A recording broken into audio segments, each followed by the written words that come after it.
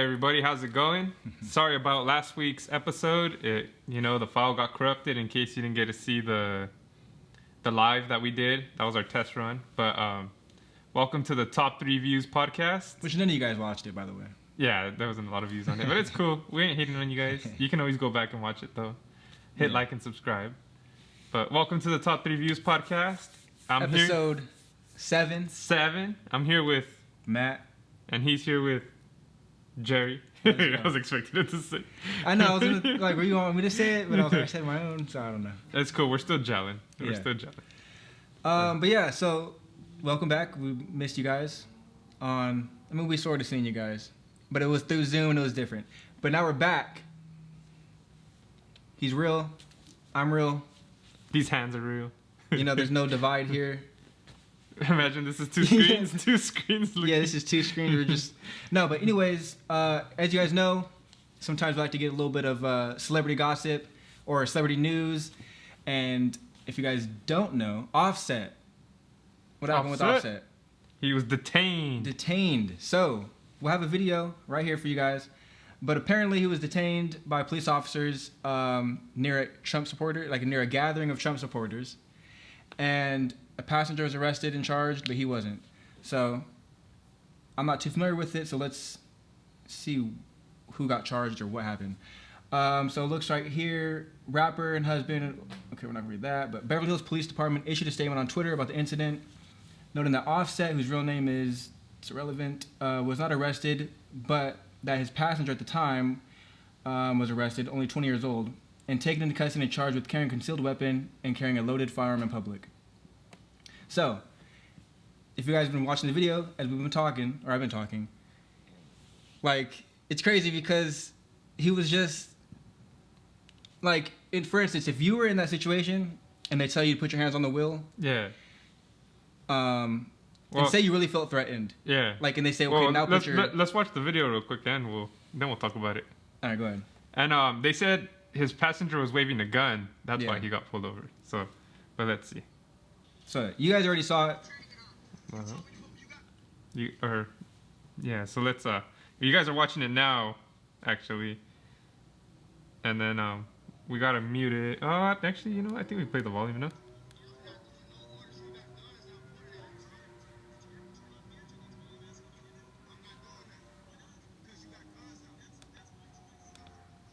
So they want him to get out of the car, and he's saying no because they got guns drawn. Yeah. Which is crazy because I don't think I'd ever tell the cops I'm not getting out. They're fans. That's why they following me, bro. That's where it gets sketchy. You just watch somebody beat my car up with a flag. He's saying the Trump supporters are hitting his cars with the flag. That's why he's not getting out. My hands up. I'm not doing that. You put my hands up. It's 25,000 people in my live. Threatening to sue them. Don't move, man. Open this door. No, that's not legal. That's not. And I think a cop can open your door and get you out. You can't this car right now. You can't just open my door. Even though Offset is saying you can't. You can't just open my door. It's illegal. I'm gonna sue the shit out of y'all. Y'all know who I am? Y'all know who I am? Yeah, I'm not sure. What is you grabbing my fucking wrist for, bro? So aggressive, bro. And then I like how he said he was celebrity Offset, Well, I guess they can because they have. And then they let him go. Yeah. So they have obviously some suspicion. Yeah. Because they were told a gun was in the car and you're waving it around. And then they called and said the license plate too. So. Yeah, they can. Yeah. Take you out the car. If it was. Yeah, because they have some. Maybe he meant I'm a celebrity. You can't do this to me. It was like that, but yeah. And then I like how on there it says husband of Cardi B. Like, all right, like he's not that famous, I guess. Yeah. But back to what I was trying to say, like, I'm not going to say that because it's tough to say. Like I was going to say, if you were told to put your hands on the wheel, but then guns come out, like they take their guns out, and they're telling you to do other things. Yeah. But it's no point even asking that because we're not in that situation. Yeah. And again, it's just way different. Yeah, especially when you're a celebrity too. Yeah, it's a whole different thing. Way different. I feel like they're not going to treat you too bad. I remember some football player, they had guns drawn on. I think they tased them in a parking lot in a car, I don't remember what happened. But other than that, you don't really see too much like of celebrities really being mistreated unless like they're doing something really crazy. Yeah, I feel like yeah, that's true. I mean, I don't know how many. Yeah, I don't know. That is true though. You don't really see too many videos of like celebrities getting manhandled or all crazy, slammed, or like or killed. Yeah, especially. But yeah, if you guys know any of them, just comment down below. Let us know. There's obviously probably some, but for the most part, nah.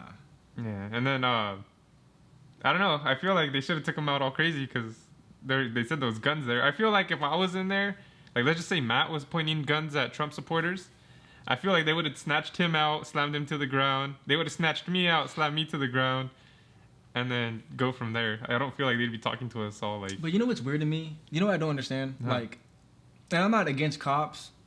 I think there's obviously weird stuff, but I'm not fully against cops. But my thing is like,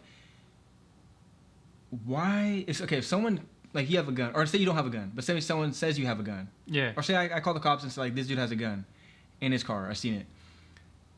Why are they assuming I'm right? Yeah. Right, now they're throwing you out all crazy. Yeah. It's like I'm just bro. I don't have a gun, and you really didn't have a gun. Well, that's what he was saying too. He's all those are fans just saying that, you know, but they obviously did have a gun. Yeah. But I guess they got to take more of the be safe than sorry when it comes to that. But I don't know. I think it just comes down to, again, cops just being overly physical. Yeah. Like, especially if his hands are on the steering wheel, like, all right, like. But he wasn't complying either. Yeah. Well, in that situation, well, I mean, they didn't really slam him or anything, so he was good. But I'm just saying in general, I feel like it's like you normally would get slammed. Yeah, like I said, if it was us two, we would have got taken out nasty. Like, or shot. But then again, the 20,000 people watching you, like, you're probably not going to do nothing. I don't know. But that was interesting. Just because to see how they get treated differently. Yeah.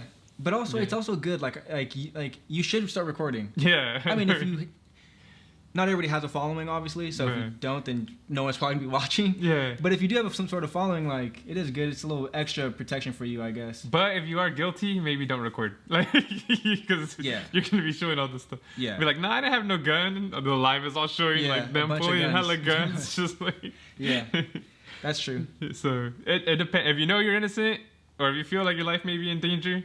Yeah. Then go ahead and record. But if you're guilty and you have hella stuff in that car, do not record because then you can't use it. It's really gonna hurt you. Yeah, in court, and like it's just gonna hurt you. Like, nah, I didn't have no drugs. Yeah. Like the cops are just like throwing kilos at the car. Yeah. But rocket launchers. Rocket launchers. Yeah. But yeah, so more celebrity stuff tied into a rapper, which we're not gonna talk about it because this guy did not do his homework. He didn't watch the Kanye West fully Joe Rogan podcast. Next week. But there is news with Joe Rogan podcast. This gives people the chance to watch it too by next week. Yeah. So you guys watch it because it just came out yesterday? Yeah, yesterday. Like the same time as the UFC fights. Yeah. So yeah, that's funny. Joe Rogan's going up against the pay-per-view. That's hilarious.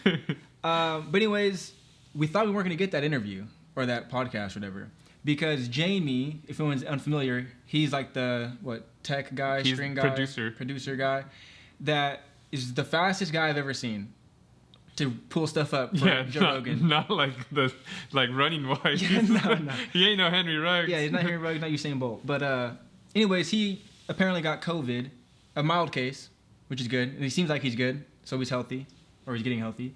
So they canceled everything. Joe Rogan was quarantining and all that. So, yeah, are we going to play this? Nah, it's fine. We don't need Joe Rogan explaining. Yeah. So we weren't going to get his face is hilarious. So I was looking forward to the Kanye West thing just because I like hearing Kanye in interviews or just talking and stuff. Joe Rogan's dope. Kanye's dope. Two goats in their fields. Yeah. But we still got it. Yeah. So, I watched about half an hour of it. So a quarter. Nah, I finished not even a quarter, a sixth of it. Yeah. But the whole thing was Jamie got COVID, but he's good now. Yeah. So they somehow turned into Kanye West. They should be back. Yeah, and then they are saying that they're staying away from each other. Joe Rogan's not making his workers work still. Mm-hmm. So we'll see how long it takes for the new episodes to come in. Yeah, in the Kanye one, he was talking to somebody, And I think who's there before Jamie? Brian Redband? Yeah, I think he was doing it. Because I think he said Brian. Oh, like, hey, Jamie? Brian, or, okay, so I thought it was, like, pre-recorded, so that's crazy. So I think somebody was back there, but I think it was him. How many people do they need? I just assumed it was him and Jamie and then the guest, but maybe they got a couple people, because he said my employees. Do they edit the videos, too, or just... Yeah, that's interesting. Is Jamie just the camera guy, like the director, I guess? While it's shooting live, and then he just has people edit it? Yeah, what else would you need? I just assumed Jamie edited it all, like, on the off time. Yeah. You know what's crazy to me? That I always thought of, like, bro, Jamie must have no life. Yeah. Like, he has a life. He probably has a life, but I mean... Well, obviously he has a life because he had COVID. He was not doing something. No, but I mean, like, it's crazy because they do the podcast so often. It's crazy because... Because what? But they do the podcast so often. Yeah. And they're long podcasts. So that, and also they talk about hanging out and stuff. Oh, me and Jamie were playing video games in the back. Jamie had to, because he gets addicted to video games and whatever. Yeah. So I feel like they hang out too, and it's like... Well, dude, with a 3-hour show, they probably prepare an hour before, hour and a half, 2 hours before. 3-hour show, that's already, 5 hours? And then they probably, 2 hours after... do whatever they do, get ready for the next one, clean up, whatever, edit, whatever they do. That's 7 hours? That's like a whole day almost. That's like a work day. So even if you do it 5 times a day, that's just a regular work week. People have a regular life like that. Yeah, but that's what I'm saying. And then he probably hangs out. Of hanging out. Yeah, and stuff, but like, that's what, like, not every day though. He only has 3 guests a week maybe. Yeah. And he gets paid fat. He better. So maybe 4 days out of the week, 8 hours. I don't know. Maybe we'll find out one day how long it does take. No, that's true. But I need a freaking producer because on my show, I'm the one that changes all the camera the angles. scenes. Yeah. Well, I'm going live. I'm editing everything live, hosting live. So it can get crazy. Yeah. Going live is a whole different animal. Yeah. Well, I think with them, they just have different camera setup and they just edit it into one, actually. No, for them. I'm saying for you, though, it's a whole different animal because, like you said, you're doing it. Joe Rogan's not doing it. And I'm talking at the same time. It's pretty difficult, but it's cool. Yeah. Racism's still alive. Yeah. And they're not hiding it. And I like that. Disney is now putting a warning on their Disney Plus movies of the past, saying there could be racist content or, whatever. Which I like because they were taking stuff out before. Yeah. Completely. And the warnings before were just saying, like, adult content, like cigarettes or something, Yeah. Or, like, things, or they'd say things of the past, I believe, right? Or what? Let's see what the article says. Yeah, so it says Disney Plus subscribers who log on to watch classic films like Lady and the Tramp, Peter Pan, whatever, will see a stronger advisory messages warning of racist content. So this is what Disney said. As part of our ongoing commitment to diversity and inclusion, we are in the process of reviewing our library and adding advisories to content that includes negative depictions or mistreatment of people or cultures. Rather than removing this content, which they were doing, don't act like you weren't doing this, we see an opportunity to spark conversation and open dialogue on history that affects us all. And then they give you some examples like Lady and the Tramp, those Siamese cats that were...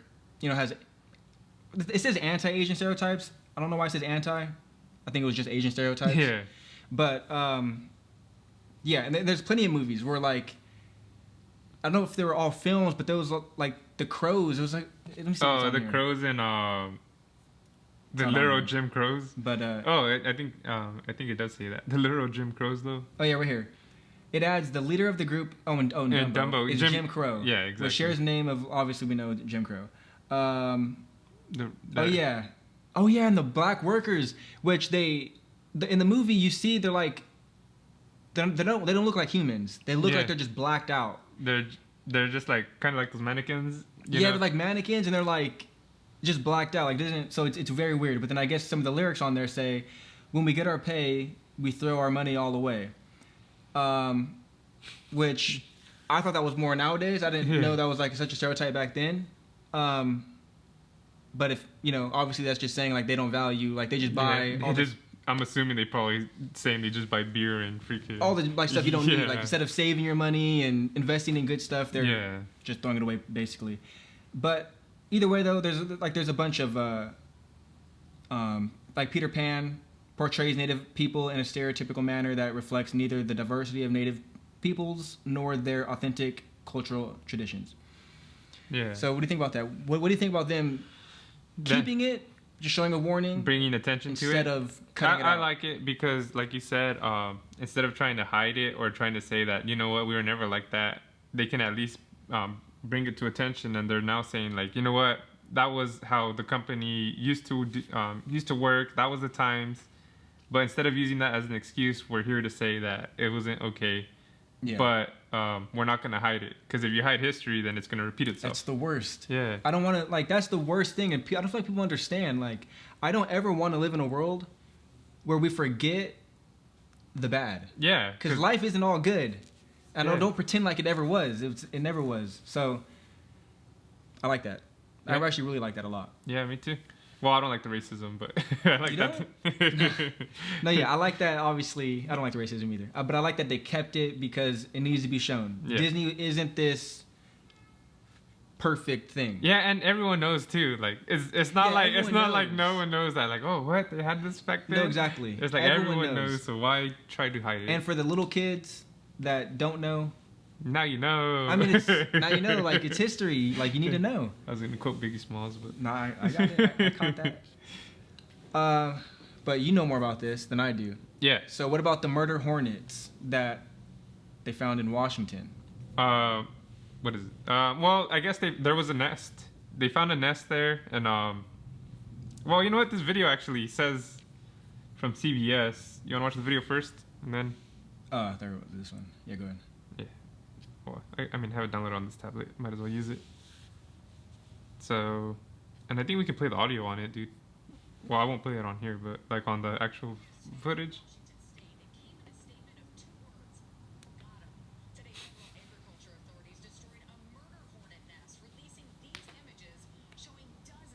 So it shows the Among Us people with the nest of murder hornets.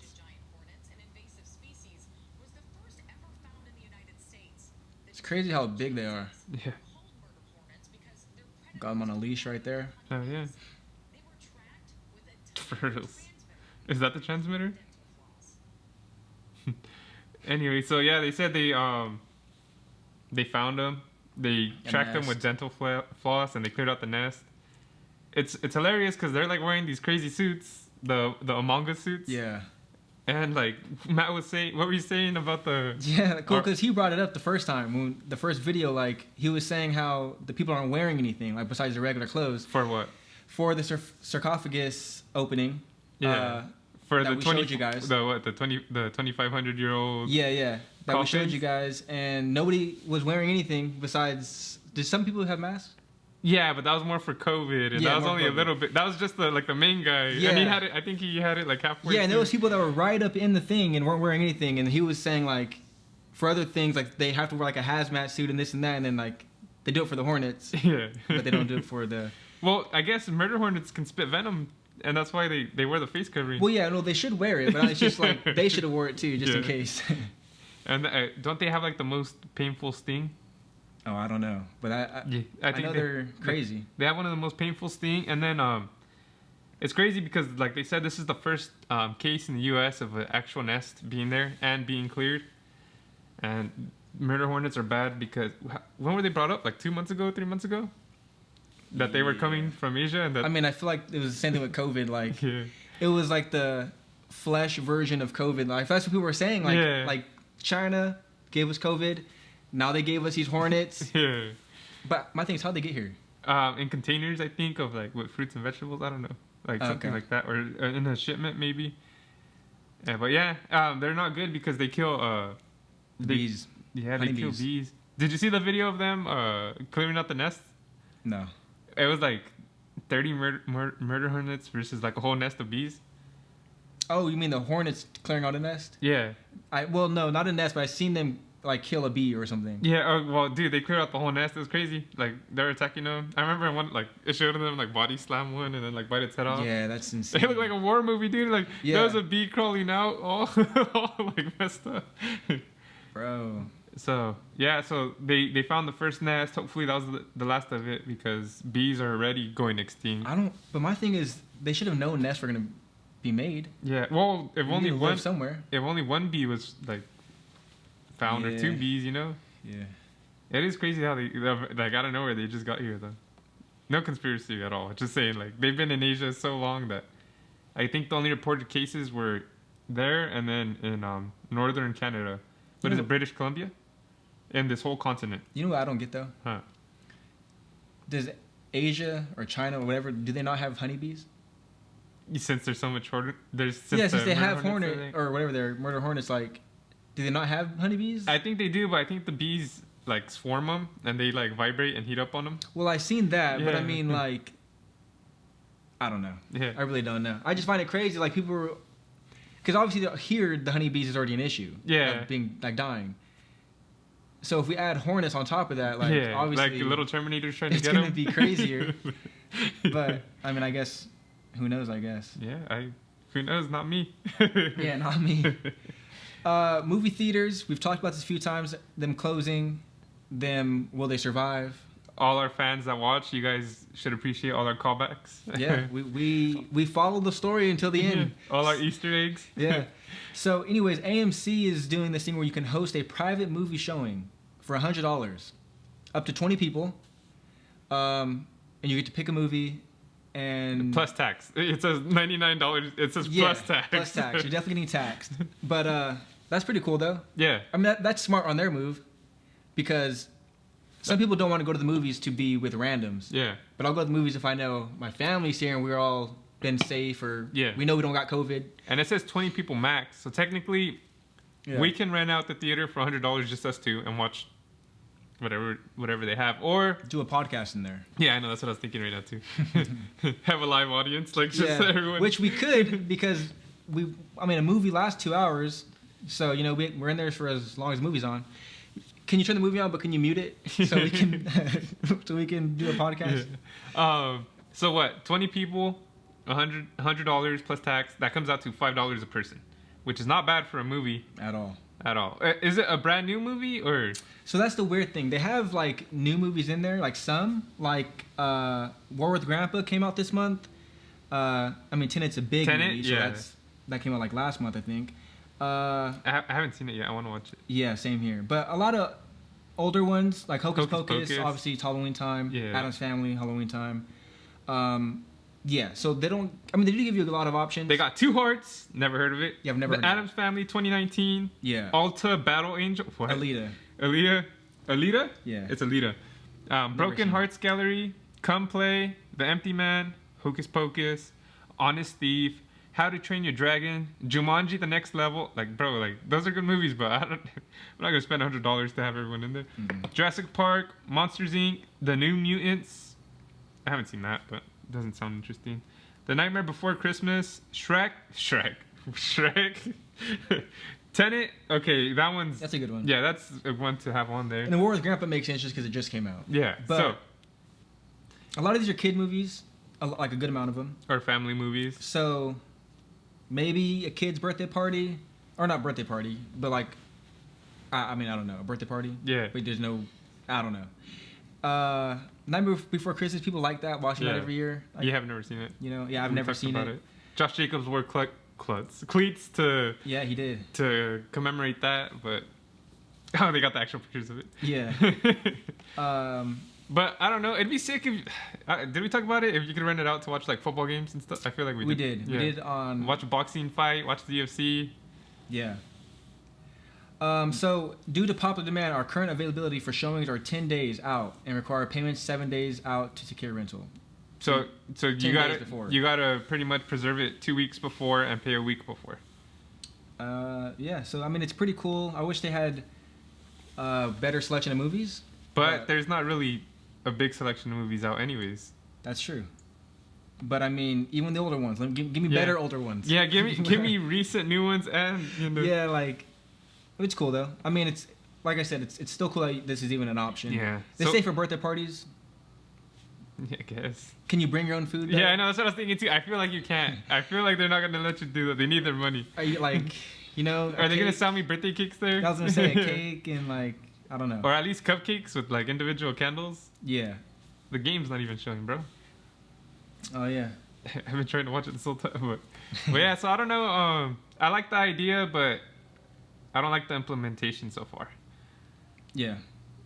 But like, I would love to be able to watch a football game though. Like they eventually that'd gotta be do. sick. Yeah, like That'd be dude, crazy. Or at least let us. Like, or, yeah, I'm not gonna go into it, but yeah, same thing. Rent it out, and then watch whatever we want. Yeah, exactly.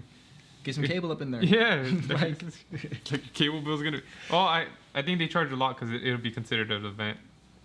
do it on the down low. Yeah, yeah, for On the down yeah, low, like come on. Does NFL gotta find out unless everyone snitches? Yeah, but Seahawks are up 7-0. You know, let me go in there and cast it from my phone. Yeah, Like, not because then people are gonna be watching adult content. you'll be watching crazy stuff. Yeah. So that was probably. Now we're getting some more serious, like as far as. This is a good serious though. Yeah. Because this is some genius stuff from our young generation right here. Hell yeah, the next generation. Yeah, 14-year-old girl won $25,000 prize for a discovery that could lead to a cure for COVID-19. Damn. For me, that's crazy. Yeah. Because we have all these top companies working on this stuff, and I'm not saying they haven't figured anything out, but I'm saying she's only 14. She's not with these companies. Well, I don't know what she's with. She could be, I don't know what she's with. But let's read the article and we can talk about it after. She's with, like, pretty much just doing her own thing. And I think it was a college, a high school project, middle school project. Yeah. So that to me is already insane. But as scientists around the world race to find a treatment for the coronavirus, a young girl among them stands out. Anika Chirolu, a 14-year-old from Frisco, Texas, has just won the 2020 3M Young Scientist Challenge and a $25,000 prize for a discovery that could provide a potential therapy to COVID-19. And there's a poster board of her. Yeah. It's funny. It's always on poster boards. We'll, yeah, I know. When it comes to schools and stuff. Yeah. So let's see. Her winning invention uses in silico methodology to discover a lead molecule that can selectively bind to the spike protein of the SARS-CoV-2 virus. So I don't know what any of that means. Oh, dude, you don't know what I can't even say it. Selectively binding. Selectively binding to a protein is, dude. It's like, okay, so pretend that that in silico methodology is Khabib. Yeah. And that the COVID-2 virus is Justin Gaethje. Okay. And then it latches onto it, takes it down. It doesn't let go. Puts it into a triangle. What is it? Not a triangle. Arm bar. Switches it to a triangle and taps it out. And even after it taps out 3 times, the ref doesn't call it off until like until it completely dies. Until it completely dies. Yeah. Okay. So that makes more sense actually. Why did they just say so? Yeah. So the last 2 days, this is Anika talking. The last 2 days, I saw that there is a lot of media hype about my project since it involves the SARS-CoV-2 virus, and it reflects our collective hopes to end this pandemic as I, like everyone else, wish that we can go back to our normal lives soon. So she did this selfishly, not to cure people, but just so she can have a normal life. So, you know, she's a genius, but she's still selfish. Yeah, but whatever. And she made money. Yeah, and she made money. No, imagine those.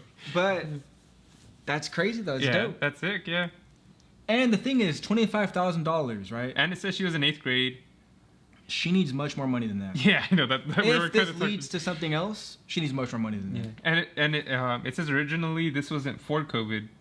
She wanted to just do it off influenza viruses, but this is the best kind of stuff to me. Yeah. When you just do it organically, you know?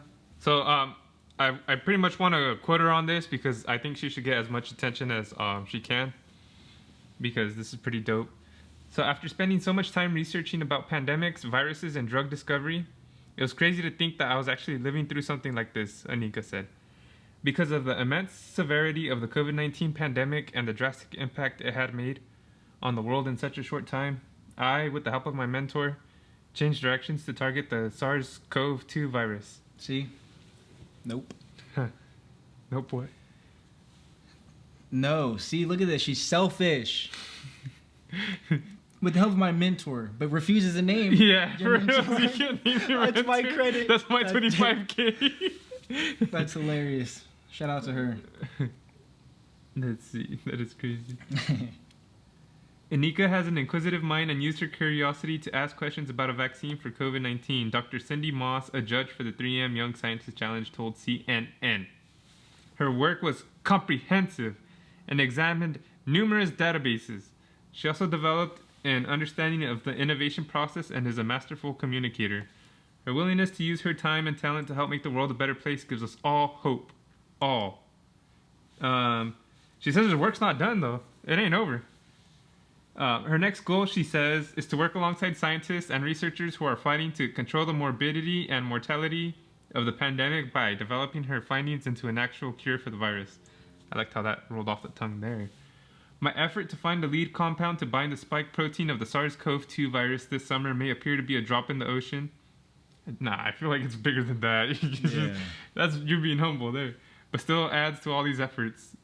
How I developed this molecule further with the help of virologists and drug development, I can't read, specialists will determine the success of these efforts. That's why I wanted you reading, bro. So yeah, shout out to her. And we're joking when we're saying she's selfish. Like, no, she's yeah, obviously. She's dope. If anything, she needs to be more selfish. Take that 25,000. Do not give up any of your rights to this. Yeah. You know? Oh, definitely not. Get the 25,000. Invested in Robinhood.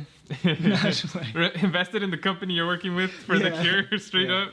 Because no, yeah, that's just see. I like that kind of stuff because we don't need all the time like these companies that have been doing this stuff for all the time because they're a little sketchy. Yeah, and they are not always for the cure. Exactly. So people like this is what I like because she's neutral. She has no. No weird no weird alibis, no weird weird like no like, weird angles. No weird angles, but no weird reasons. That's not the word I'm looking for, but like reasons of doing something. She's doing it because she just wants to and she's interested in it and she's whatever. That's dope. Yeah, and obviously like she wants to get back to normal. Like that's not a bad reason to go ahead and do that. Like who cares if that sounds selfish? Obviously just joking around, but if the world goes back to normal, that's better for everyone. Yeah. And if it's more back to normal, maybe she can create some other things. Yeah. Like, and less people will be dying. That's awesome. Yeah. So, speaking of people dying. Yeah. Oh, but congratulations. Yeah. Shout out to Anika. You're dope. Keep it up. The whole world is we need watching. More people like you. Definitely. Don't let that distract you or make you nervous. Just keep it up. Yeah. So, what were you doing in 8th grade? Oh, in 8th grade, I was just trying to find cures for like cancer and getting ready for my presidential run when I'm old enough. In 8th grade, I was sneaking into my friend's cooking class and eating pancakes with them. Let's go. I mean, that's important though. Yeah. Because you need to eat to live. Yeah, that's true. So. Basically, what you're saying is the school was not feeding you, so you had to sneak in. No, they were feeding me. Oh, okay. I was just a fat little kid. Love that. Well, speaking of eating things, and people dying, OxyContin maker pled guilty, which is Purdue Pharma. Yeah, Purdue Pharma. OxyContin maker to plead guilty to federal criminal charges. Pay $8 billion and will close the company. Billion. I wish we had a soundbite. Billion. Which this is big. Obviously, there's been documentaries and stuff about this, and like, not just pharmaceutical stuff in general has always been a problem, right? Yeah. Like in America, especially that I know of. I don't know other countries, but there's a lot of pill popping when they don't need it. Yeah. There's a lot of abusing prescription stuff. And there are the head of it because there's been like a lot of conspiracies and rumors saying that that doctors and stuff and pharmacies, they push drugs when people don't need it just to make money. Mm-hmm. And everyone's probably known that this is pretty much true, but now Purdue had to actually shut down and pay, which makes it a fact. because this is what they're being charged with. Yeah. You want to read real quick, just a quick summary? So, all right. So, Purdue Pharma, the maker of OxyContin, has agreed to plead guilty to 3 federal criminal charges for its role in creating the nation's opioid crisis and will pay more than $8 billion and close on the company. And its role for creating it is like it pretty much made the role. Like, it didn't just take the role; it made it. The money will go to opioid treatment and abatement programs. The privately held company has agreed to pay a $3.5 billion fine, as well as forfeit an additional $2 billion in past profits. In addition to the $2.8 billion it agreed to pay in civil liability.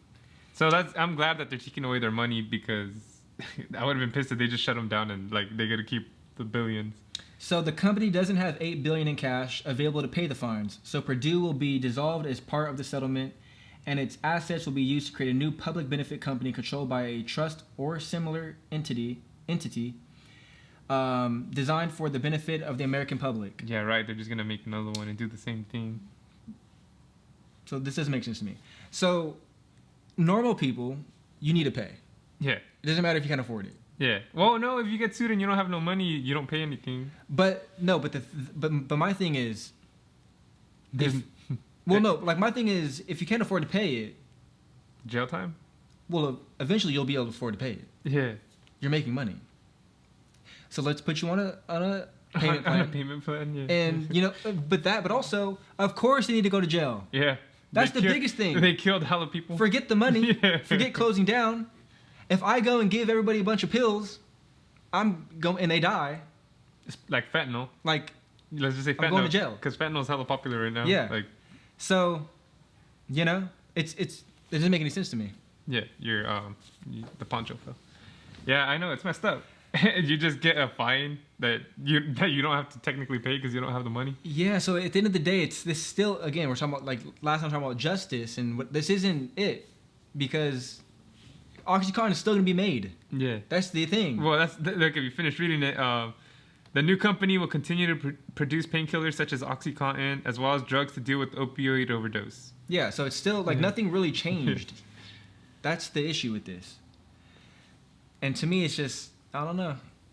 And it says the company's going to make life-saving overdose rescue drugs and medically assisted treatment medications available at steep discounts to communities dealing with the opioid crisis. Yeah. Which they caused. The old company caused. Yeah. And this really doesn't stop anything. That to me is the biggest thing. Right here it says the Justice Department reached a separate $225 million civil settlement with the former owners, the Sackler family. The Sackler family, as well as other current and former employees and owners of the company, face the possibility that federal criminal charges will be filed against them. I don't know why the employees are going to be charged, unless they specifically, yeah. Maybe, but at the same time, it's like it's the owners, the one that, if they let it all happen, then they're the ones that should be. I think if you're a part of it. Yeah. The company, which filed for bankruptcy in 2019, pleaded guilty to violating federal anti-kickback laws, as it paid doctors ostensibly to write more opioid prescriptions. Yeah, which goes to my point that this doesn't solve anything, because they started it obviously, but they're not the ones that are selling it to not selling it, but giving to the customers. Yeah. So it's like, that's where the issue is. It's really the pharmacist that is abusing it. And I know this doesn't have a lot to do with it, but that new defensive end that the Raiders got, who's his name, David Irving. Mm-hmm. He quit the NFL for 2 years. Well, yeah, he quit for 2 years because he started smoking weed. And he didn't want to take all. He described all the pills he was taking, or he had to take, and he said he didn't want any of them. He just wanted to smoke marijuana because he didn't want to harm his body with all this. Mm-hmm. So that's just one example of what they try to push on you. Yeah. And like when I got my teeth removed, they gave me a whole freaking orange bottle full of I don't think it was OxyContin. Maybe it was oxycodones. Yeah. And yeah, I only took them for like 1 day, and that's it. I threw the rest down the toilet. Yeah, same thing with Nicole. We probably still have them, and That's the thing. Yeah. Like they like you don't need that. Yeah. Should we take the whole bottle just to show them that we don't need to take? But yeah, I don't know. I just feel like you said, you didn't need them. Yeah. Or like you needed it one day or whatever. Yeah. But other than that, like you don't. They prescribe it for like weeks or like a week or like even longer. Dude, yeah, weeks. And it's like weeks, because technically it was 2 a day. Yeah. And they tell you like or I don't know about yours, but the dentist would tell you like you're gonna feel pain a little bit for this amount of time. They don't say it's gonna be a whole month. Yeah. So why are you giving me pills for a whole month? Like they're like, well, we took out 3 teeth. Just put the pill where the teeth should be. Each pill for each tooth. You stick your eye back in there, and it'll dissolve, and you'll feel fine. Nah, it's crazy. Yeah. And like the insurance is paying for all that, so that company's making all that money. Mm-hmm. My insurance is probably higher because they got to pay for all that. Yeah. So no, that's the thing. It all comes back down to money. Yeah, it's a vicious cycle. At the end of the day. And we're willing to kill people. Yeah, that's messed up. We're willing to kill people or harm their bodies even if they don't die. It's not good to take pills for money. And you don't have to kill them physically, like you said, but you can get them addicted, make them lose their jobs, make them go crazy, steal stuff, so they can have criminal records. Yeah, it's a whole cycle that's really bad. Yeah, drug addiction is never good. Yeah. And then like I really wanted to talk about this because, like I said, everyone's kind of known that this has been happening, but with all of these actually, going into effect, like this fine and everything, it makes it official, and you can't say like, oh, I'm turning a blind eye, like, this is just a bunch of conspiracies. Like, no, this is real. Yeah, and now I'm hoping there's more laws or like measures taken with pharmacies themselves. Yeah, and doctors themselves, just because. Again, there's been documentaries like people would go, and once your main doctor or pharmacist or whatever gave you your stuff, you can go to another one with the same thing they give you to be able to get your pills, and go to them, and then go to them, and then go to. So literally, you're going to all the people in your area, and you're getting the same thing. So now you have 20 bottles of this, and you're either selling them, which is also bad. Yeah. Because you're getting other people addicted or this or that, or you're taking them yourself, and you're killing yourself. So it's bad all around. That's crazy to me. Yeah. And they're not really talking about it too crazy either. I don't know if you guys have really been. What do you mean? Oh, like the news it's making like headlines or anything, Because of course. Yeah, because they're all in on it. Yeah. Yeah, it makes sense. They're like, paying. Well, you watch those commercials and it's like, they're like, oh, take this drug for this, and then side effects may include.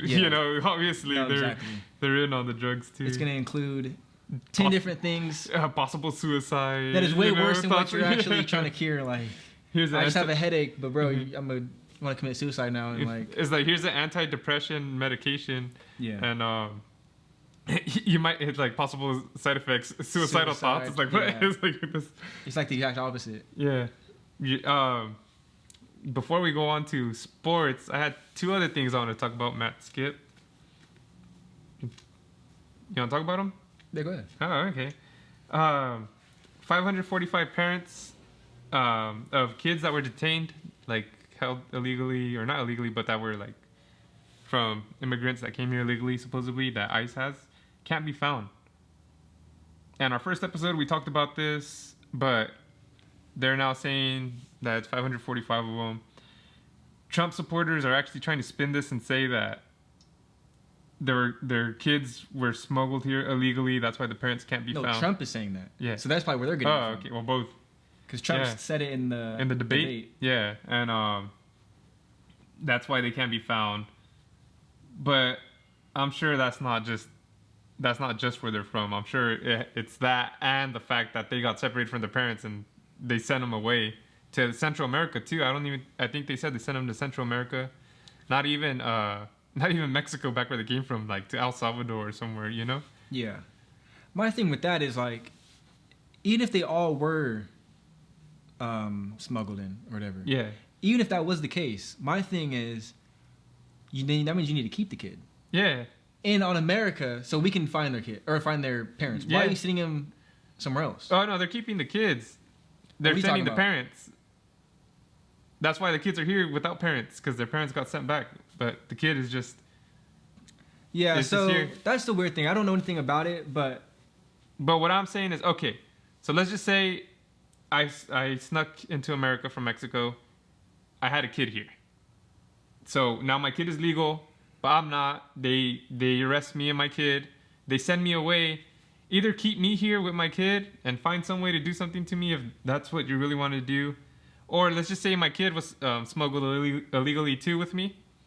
Well, like send both of us. Don't just keep my kid here and like send me. Well, that's the thing though. Trump is saying they didn't come with their parents. Yeah. Trump's saying they came with other people. Okay. Like, well, then either if you can't find the kid's parents anyway in Mexico, like you can't look them up or anything, then put them for adoption. Get them out of those cages. Well, yeah, no, that's the thing. So, yeah. Again, like I said, I don't really know anything about this. Like, I seen the thing, but I don't know who reported this or, like, what was, like... Yeah. You know, but... Even our first conversation, the whole point is we shouldn't be in cages. Yeah, exactly. Or we shouldn't be split from our parents, or we shouldn't be... So, you know, even if... Like I said, even if this would... You said 500 or something? 545. Even if this is...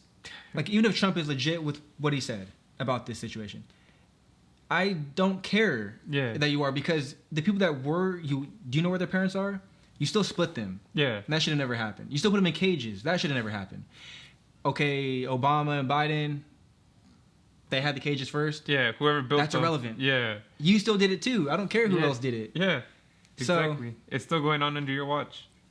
Yeah, exactly. If you want to make America great again, change things from the former. Not, you know.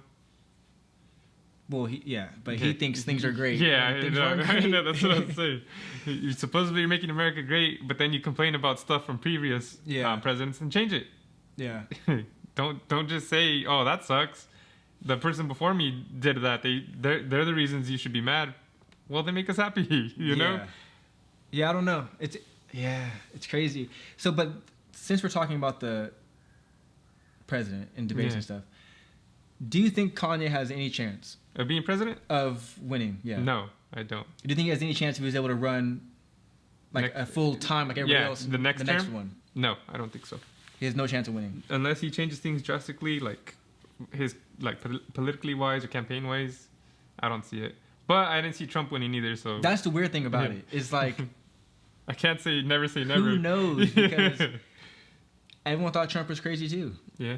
And like, there's no way. Look how he's talking. Like he talks worse than Kanye because he actually attacks people. Yeah, like that's certain cultures, certain ethnicities. But and stuff. Kanye attacked Taylor Swift, so I feel like a lot of people aren't going to vote for him on that.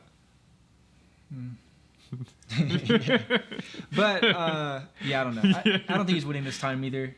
Can he win? I just need to hear him. I mean, I think everyone needs to hear more. He hasn't actually been in a debate or in so it's tough to say.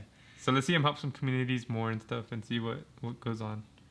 But you'll learn a lot of stuff when you finish that podcast. Oh yeah, I definitely want to watch it. The first sixth of it was pretty good. Yeah.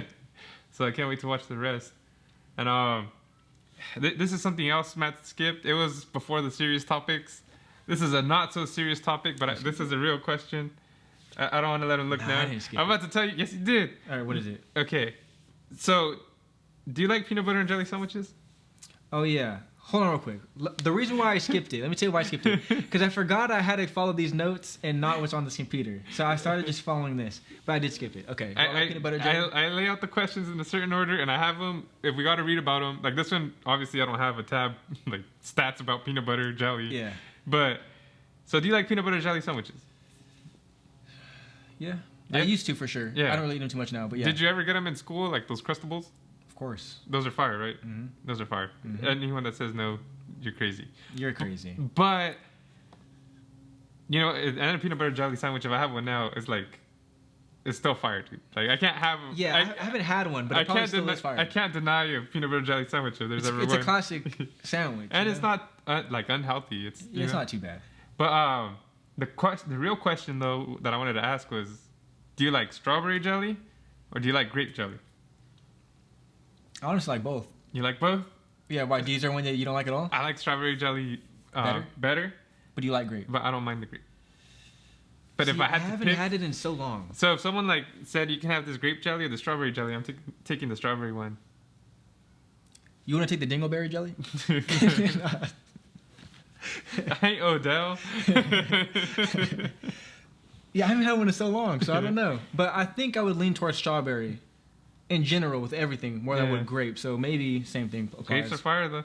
No, they are. Yeah, they are. But I typically like strawberry stuff more. Like artificially flavored wise, or not artificially, but like not the actual fruit wise, I think I'd go with strawberry in mostly any case. But the actual fruit, I kind of like grapes better than strawberries. Oh, see, I don't. Because you can do so much for me. Or for me. I do nothing. No, but... Strawberries. No, but like... He's going to start saying bananas too. No, but you could do so much with strawberries for like, you could dip it in chocolate. You could have strawberry with sugar. Yeah. Like, there's so much stuff. Grapes, I don't want chocolate grapes. Yeah. Maybe well, it's good. I don't need to though. It Just could be grapes. Just grapes are fire. Unless they have seeds in them. That's when they're terrible. Yeah. I had something I was going to say, but now I'm all lost. Yeah. I don't want to talk about peanut butter jelly sandwiches. That's crazy. Hey, though. do you like them with bananas in them? See, there you go. Bring the bananas into it. Nah, I don't think I've ever had that. It's fire. Yeah. It's good. I like bananas. Then you have potassium in there, and then bananas give you energy. So, okay, what about this, though? Would you rather just get, like, Nutella? Nutella and, like fruit, peanut butter? Any type of fruit. Oh, I don't know. I'm just trying... Oh, like in fruit? Well, like on bread? I don't like Nutella that? On bread. No, Okay. that's too savage. I can't do that. Yeah, that's just straight, like, sugar on bread. I can't. Okay, so what... I like French toast. I like with egg. What? With eggs on it? Well, yeah, French toast, egg, and cinnamon, and sugar. I don't know. I don't think you put sugar. Well, you can. Some people do that. Well, yeah, French toast. You do that. Why are you saying I don't think... He literally does, and he's trying to say, like, not like... Well, that's what I'm saying. No, it might be weird. Okay. No, but I think the egg is weird with that. It's fire. No, it's probably good, Yeah. but I feel like I know people that have done it with just the sugar and the cinnamon or something. Yeah, or maybe something else. That sounds ghetto. I don't know. That just With the egg, yeah. See, I like the syrup. Nah, not me. Nah. Eggs and syrup and Yeah, it's French toast with heck syrup. no. It's like a pancake.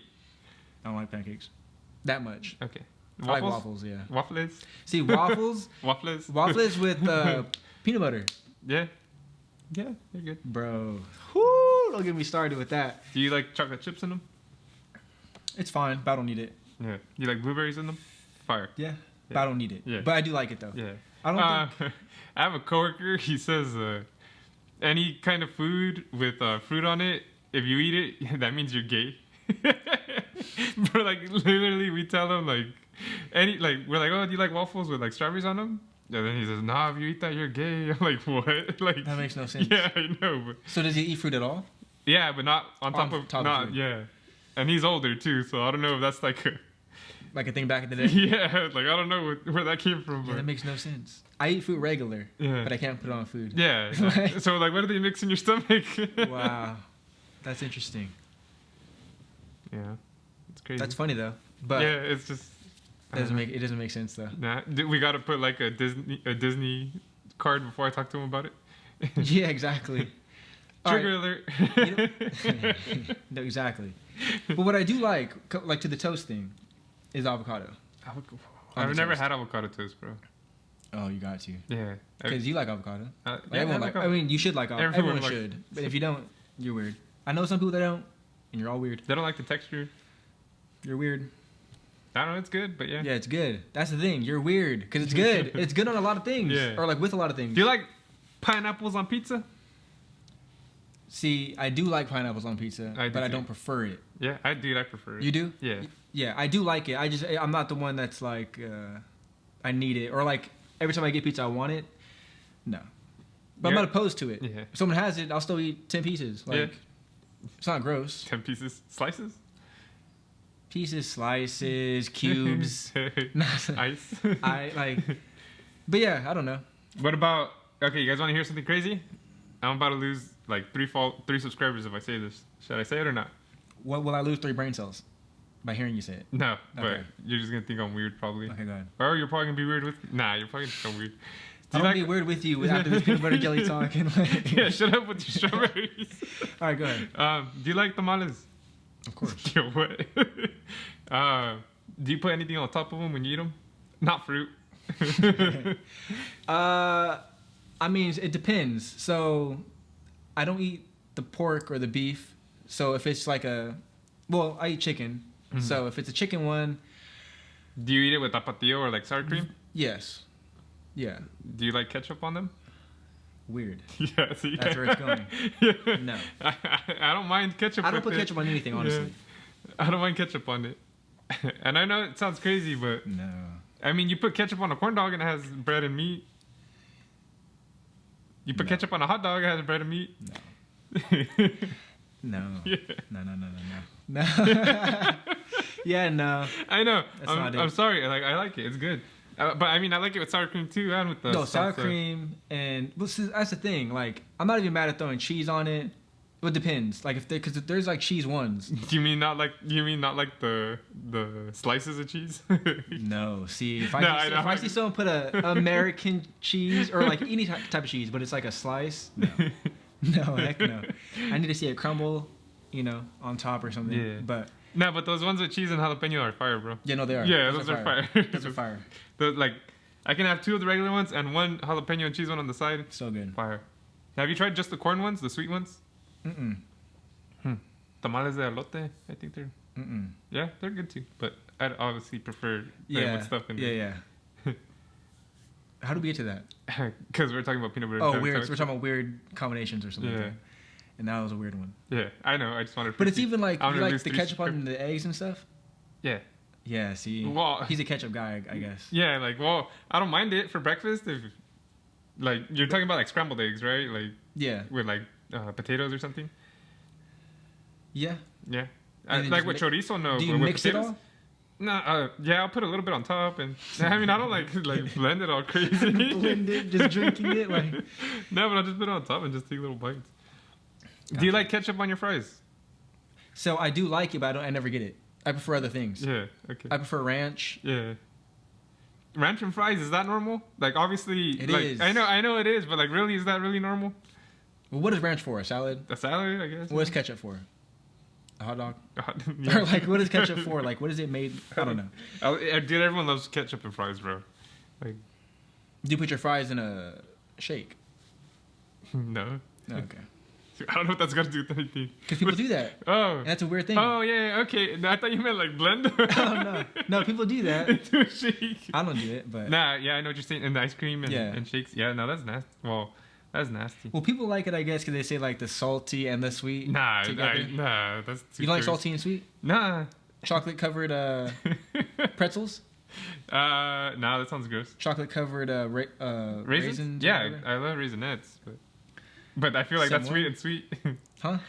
That's sweet and sweet? Raisinets?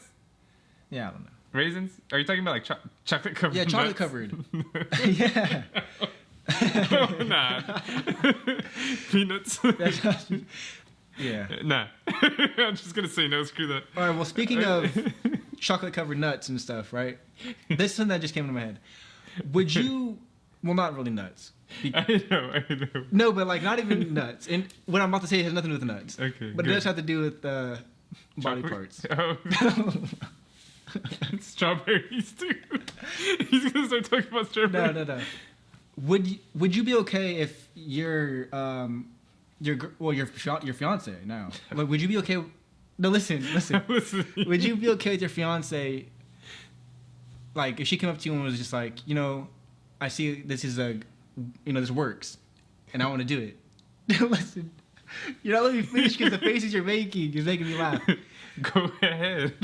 Okay, she came to you and was like, I see that I see that this works, and I think it would benefit both. I'm just saying she's gonna watch this. Oh no, it's not even nothing crazy. I know. And she's like, this will benefit both of us if I do this, and whatever. If she came up to you and said that she wanted to start an OnlyFans, how would you feel?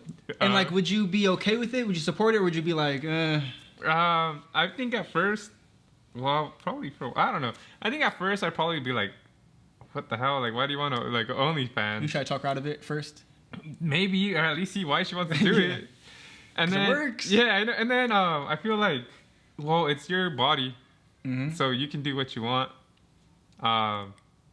In the past, I probably was more jealous when we were first getting together, and I realized that, I was probably hurting her I hurt her by being jealous, so I've told myself that I'm never gonna be like that.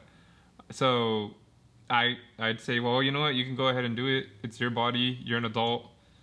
You know, do what you want. Not for reals. But I might not be happy, but I would support her. But it's not. It's not to the extent where it's breakup worthy. Nah, I probably wouldn't break up with her. I mean, we've been together so long, I can't break up with her. And then once the paycheck comes in, and then yeah. if it's oh, huge, now we're buying a house. Yeah, I'm like, oh, keep going. I'll be the photographer. Yeah, well, yeah, I'd be the photographer anytime. Oh, you would do it? Well, yeah, it's better me than like. Oh, she's like, you know, I thought you were gonna hire Nom or something. She's like, you don't want to do it? Then all right, I'm gonna go get someone else. Yeah. What about you? How would you feel? 100%. 100% what?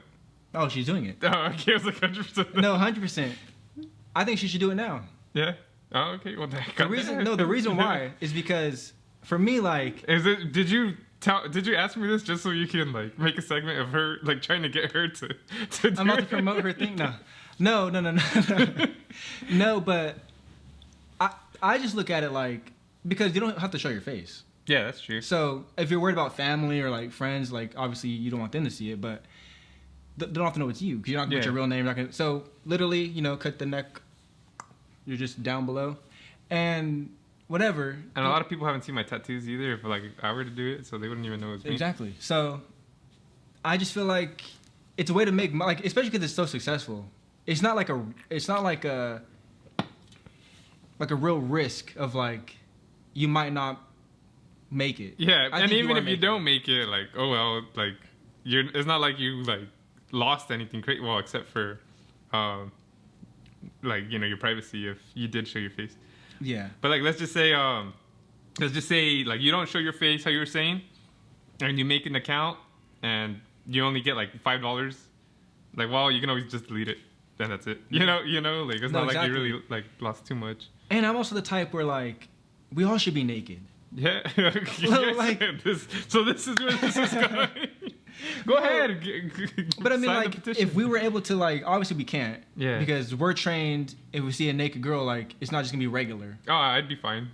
No, you wouldn't. Yeah, I would. Well, I'd probably be looking like an idiot, but exactly. That's my point. But I mean, I'd be like, well, like that's cool. But if you said a naked guy, I'd be like, whoa, what the fuck's he doing? No, but I mean, like, what I mean is, you're gonna look not. I'm talking about if you've seen a girl that just a regular girl with clothes on, you're just walking, you know, you might look at her, but then you're looking right away, like you continue doing your thing. Yeah. Now, if you've seen this girl that you were attracted to, and she was fully naked, like you're gonna be looking. Yeah. That's my thing. So it's not normalized because everyone's staring. You're gonna be looking too, though. No, because I don't want it to be the only guy. He's the only guy that's looking. No, but no. What I'm saying don't is say no. It's not normalized. Don't say no. You're gonna be looking too. Don't say no. It's not normalized though. That's say my point. Yes. That's my point. Say yes. You'd be looking. Everybody will be looking. Okay. Well, are you everybody? Yes, I'm everybody. Okay. I'm saying everybody, even on the girl side. I know. I'm just saying that I'm not going down for this. Just me. Yeah. No, but I'm saying like I would like it to get to a point where it's normal. Yeah. Like Adam and Eve style. You see any type of girl or guy, you're not going to be like looking at it because you like it or looking away because you don't like it. I was going to say like if you see a dog, but I don't want people to say that I'm calling women dogs. Or that you're into dogs. Yeah. No, but like, you know, if you see a dog, you don't think like, oh, sexually. Yeah, that dog's not wearing clothes. Yeah. You're just like, oh, look, it's a cute dog. Even if you see its whole, you know, looking right at you, it's no big deal. Nah. Well, if you see a dog pooping, you're like, that's gross, but that's not what they're being naked. That's just, but just say a dog that doesn't have that much hair. Yeah. The tail like has a short tail. What do you think about women breastfeeding in public? Yeah, of course they should do that. I know, but like, there's people that like get offensive, like, they're idiots. What are they doing? My thing is, why are we so private about our privates? Yeah, we're only our privates because we were trained that this has to be private. We can't show the world. But my thing is, who cares? Yeah, especially that because it's for the babies. You're not just being crazy. Yeah, like, you're literally feeding a baby. But yeah, I don't know. I just wanted to know what you thought about that because I know not everybody is for OnlyFans, or nudity, nudity in general, and some people don't care. So and you are kind of like on the middle. Like you do care, but you still allow it because it's It's her body. I'd allow it. See, like, it's not even... No, it's not that you allow it. I know. It's that you accept it. Yeah. Like, I don't want you doing it personally, but I'm accepting it because, you know, it's your body. You're a person. You can do your own thing. And then once that check comes in. Yeah, when you say... when the check comes in. But when you say allow, it's like it's my choice for you to do it. It's like you gave her permission. Yeah. But really, you didn't. And when in reality, she's giving me permission to accept it or not. Yeah. But yeah, I'd be down. Like, if she was ready to start it now, let's go. I feel like this is like you trying to convince her to make it. But it'd be different if, like, she's like, oh, I got a bonus, like, every freaking month. Well, they've been giving us bonuses because of COVID or whatever, you know? Mm-hmm. And then, like, I find out she has an OnlyFans. So she lied or hid it from you. It'd be an issue. It'd be more of the line than that. She's like, well, how'd you find out I had an OnlyFans? Yeah. Why are you going through my stuff? like you found, you were looking at OnlyFans and you found her. Yeah. You were scrolling through. Yeah, wait a minute. I know that tattoo. Wait, I know that kitchen. I know that table. I know. Not on my table. My family eats here. I eat there. That's crazy. Yeah, so I don't know how we even got here. We went from talking about peanut butter and jelly sandwiches. Would you start an OnlyFans? If not, because you wanted to, but if she was like, I think there's a big market for you. Maybe my feet. Nah, it's weak. I feel like it sells. Yeah. People like it. People are into feet, but no body for you. Nah, dude. I think I'm too fat. Even if people didn't care, I know. Even if people didn't care that I was fat, like I wouldn't do it. Why though? Cause you feel like how you make yourself feel. It's just because I don't like how I look, so I don't want people to see that because I don't feel like. But they'd be paying. I know. I don't know. I just wouldn't feel. I guess I'm not comfortable enough yet. Oh yeah. So I don't know. If you got on a workout plan or something, and you got this body you wanted, you might do it. Yeah, I guess so. See, I personally wouldn't do it. No. Even if I don't know. I'd say I wouldn't, but I'm not lying. Like, if I get a fat check, like, maybe, I don't know, maybe I would. Shit. Yeah, it's tough. What if you make like $10,000 a month? Oh, I'm doing it. That's what I'm saying. You full nudity. Yo. But I mean, I feel like it's harder for guys. Yeah. Oh. No, because I feel like the market for girls, it's like. Don't say it's up. No, but I feel like it's better. Yeah. Because, you know, guys are more... Guys are more dogs? Yeah, than women are. So, I feel like there's definitely more guys searching through OnlyFans than there are women searching through OnlyFans. Yeah, and I feel like guys would be more desperate to buy an account than... We'll also think about it, too. Like, guys are willing to sleep with a girl, like, say, from a party or this or that they're not 100% like... think this girl's beautiful or the perfect, but they're like, she's good enough. They're just they're just desperate or thirsty, right? And they just want to smash. Yeah. And they're willing to do that. A girl typically wouldn't do that. Yeah, that's true. Typically, there are girls that would. Okay, so a guy has more of a chance of getting something that's just thrown at him than a girl would, right? Possibly. Well, so this is the that's a good one because a guy would definitely, if a girl was just throwing their body at him, there's a high chance a guy would take it. If a guy was throwing their body at a girl, a lot of times you might be weird or creepy or you're being too strong. Like, back off a little bit. Because they're more into which everyone should be, the regular stuff. Get to know each other, all that kind of stuff. Or even just, they just more picky by looks, you know? Yeah, but I also feel like they look for more. Like, they're more, like, I don't know. I feel like that's the reason why women are more ready to be married first, typically, than a guy is. Yeah. A lot of times a girl's trying to tie you down, but you're still like living freely, kind of. Well, I don't know. I feel I think it's easier for a woman to get a better attractive man. I'm just talking about looks. I'm not talking about personality. 100%. So they can be a little pickier when it comes to that. But I don't know. A handsome guy probably. But why is that though? Why is that? Because women are better looking. Yeah. Yeah, definitely. No, but obviously you think that because you're not into guys. But I mean, my thing is, even if the reason why I say women are better looking than guys, and obviously I'm not into guys, but the reason why I say that is because I feel like there's more women, and say they're not gay, and they don't like other women, but they can still be like, she's beautiful, like, but truly believe it, not just saying it, like they truly like she's beautiful, and I feel like obviously guys can think guys are beautiful or whatever, but or handsome, but I feel like there's less majority of that than there is of girls. Yeah. You know. Yeah, like this is a crazy. Girls are just better looking. I know, this is a crazy episode, but like, okay, let's just say I see Brad Pitt walking down the street. He's a handsome fella. Yeah, like obviously that guy's good looking. Like as weird as it is, but you're not attracted to him. Like, yeah. But you can tell women probably like this guy. Yeah, it's like damn physically. Like fuck, that guy got lucky. Like you know, which is my point. And you don't like guys like that. Yeah, but I don't like guys at all. No, but I mean, yeah, I know, like that. You know, so it's like, but you can still see like, okay, women probably like this guy based on his physical look. But I feel like when it comes to guys and guys, normally you're gonna be gay. Yeah. To notice like. To really be into guys. Yeah. Women can be into girls and not really be gay though. They can just recognize the beauty and be into it. Does your girlfriend ask you like, "Oh, do you think this girl's pretty?" We're never in public, honestly. Yeah. What about like when she's on TikTok or something?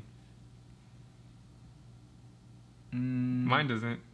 I don't. And I don't know how I would respond to that because I might feel like it's a trap. Oh, it's a trap. But this is my thing. This is where you're living in my world when you do this. Okay, you want to ask me a dumb question? Because you know you're being dumb by asking that question. Well, no, yeah, probably. But you're probably being dumb. Yeah. If you really want to know if I like, why do you want to know? That's my question. Yeah. Why do you care if I think she's attractive or not? Like, what do you get from it? Yeah. Besides information that you want. Yeah. No, but my thing is, you're doing it. I feel like because you. Not that you'll really get mad, but like you're just playing a joke, like you're whatever. I don't know. But for me, I'm gonna tell you straight up. Yeah. Oh, she's better looking than you. Nah, I'm just playing. You're all like, I'll leave you for her in a second. No, I'm just playing. But I will say, like, yeah, right, she is. Right away, he's like, you know. I will say she is, or I will say she's not. Yeah. Because. Attractive. Yeah, if I'm attracted to her because. It's all about honesty, baby. Like, I want you to be honest with me, too. So, like, I'm not going to get offended if you think he's... Because I expect you to. Yeah. Because you didn't grow up thinking, like, you know, I'm the only guy that you're attracted to. Yeah. And you're the only girl... Like, no, we're attracted to a million people. It's just we chose to be together. Yeah.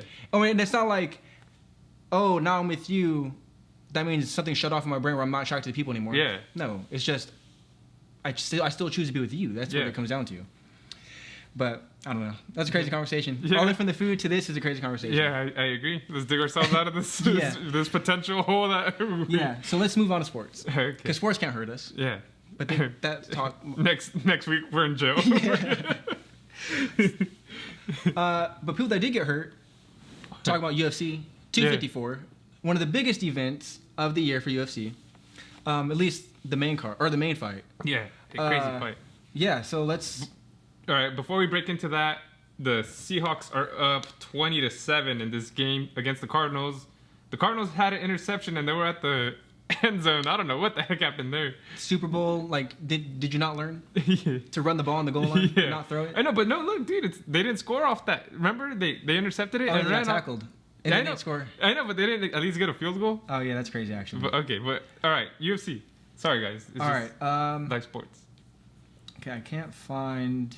The undercards. So the special thing about this card, the fight started at 8 a.m. Like the first fight started at 8 a.m. California time. Yeah, California time. In Abu Dhabi, it was probably like 3. Yeah, because the main card was already, or like the main fights was already at nighttime. Yeah, and so that means 8 a.m. here, 11 a.m. In New York. They're like, oh, what is it, Eastern time? Yeah. I just like saying the bigger cities just because. Yeah. So yeah, 8, California time, Pacific time, 10 like Texas and the Midwest time, and then 11 New York and East Coast time. Yeah, and then 3 o'clock over there. Yeah, in Abu Dhabi or whatever time it was for. Did you watch all of the fights? Yeah, I watched. So you were up at 8 a.m. Yeah, I didn't go to work because I didn't call in, but they let me have it off. But yeah, so I liked it because when you were a kid, did you watch cartoons on Saturday mornings? Of course. Do you get a bowl of cereal, watch your cartoons? I was thinking about getting a bowl of cereal and watching the naked. Just naked. No, but probably. I had the blanket over my head. Yeah. Nah, I'd be in my I'd be in my boxers if anything. That sounds not naked. Yeah. Well, I don't know. I literally just heard you say you want everyone naked. No. But yeah, underwear, boxers, whatever you got, or your underwear, shorts, boxers, whatever you got. Yeah, and then of course, eating cereal, watching your cartoons that you like. That's like the. So I that was like the vibe I felt like. All right, I have something to wake up to and look forward to at 8 in the morning. You know, like Saturday morning cartoon. Yeah, I like that. But I did not have a blanket, and I did not have no cereal. So you're only living a third of your childhood. Yeah, I think I had like a breakfast bar. Water. Terrible. Yeah. Terrible. No. As a kid, I would have hated that. Yeah. If I had a breakfast bar and water for my cartoons. But I'm being honest with you guys. Yeah, no, that's good. Yeah, that's good. So you watched all the fights. I watched all the fights as well. They're pretty good. Yeah. This results, it seems like it's the prelims, not the pre-prelims. Yeah. This is so we had well, wait, is this the That's the pre-prelims. Yeah, this is the prelims, huh? Yeah, that's the prelims, not the pre-prelims. And then if you go up, that might be the actual. Well, it has the main card too. This is the pre-prelims, because I think the prelims started at Daeunjung, no? I think you're right. You're right. So this is okay. Okay, so this has all of them for you guys. So it started off with Joel Alvarez defeating Alexander. People in the UFC have crazy names. Yakovlev. They have like the craziest names. Yakovlev. Does that sound right? Yeah, Yakovlev. Yeah, via first round submission armbar. The beginning fights, we're gonna kind of run through them, not really go too detailed, just because there's so many fights. But that was a good fight. I'm not mad at that one. The next one, Miranda Maverick defeated Liana Johua versus first round TKO. That's the one where the doctor stoppage, the nose. Yeah, her nose got cut nasty. Which he tweeted out, which I missed when he tweeted out, but I caught it later in the day, that it looked like the picture the UFC sent out or tweeted out looked like it was her nose that like fell off or cut off or something. So they showed the first picture. Well, I'll post it as I talk about it right now. But so they showed the picture of her nose cut. You guys can't see me, maybe. I don't know what time I'll put the picture up. But so her nose was cut right here under the bridge, or on the bridge, like nasty. So they had to stop the fight because it was bleeding profusely. It was bad. And then they show another picture of like her face wrapped up in like bandages, and just the nose cut out. But when you first see it, it's just the nose on a piece. Like, it looks like on a table. So it looked like her nose was just sitting there, not on a body. Like it was just there. So when I first glanced at the post, I was like, "What the hell? Her nose fell off." Yeah. I was like, "Damn." Yeah.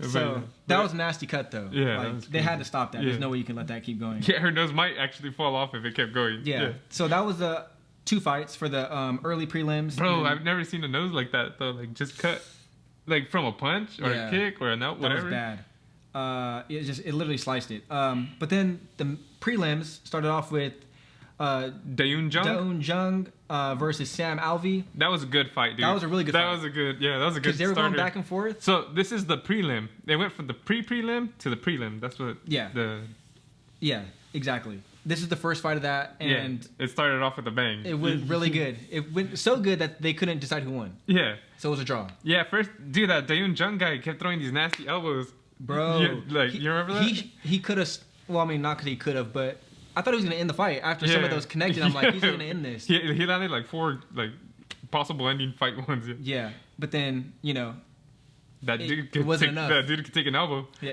3 of them, 4 of them. Like, he could take a few elbows. He's all wobbling all over the cage. Yeah. So that was really good. That started everything off really good. Then you had Shavkat Rakhmonov defeated Alex Oliveira via first round submission. That was the girls, right? With no, it's not the girl one. No. With the guillotine choke. Is it the girl one? Yeah, that was the girl one. Maybe not. Alex sounds like a guy in you. No, I think it was. That was it, right? I think it was. And that's the one I said that she was clearly outmatched. Remember? Yeah. I sent him a snap like saying, "What is this fight? Mm-hmm. Like this girl is obviously way better than this rant." It looked like the other girl was from the crowd. Like, wait. No. Oh, that was Lauren Murphy, huh? Yeah, that's right. That's the one. Yeah. This is the one. I don't remember this one. Yes, because this.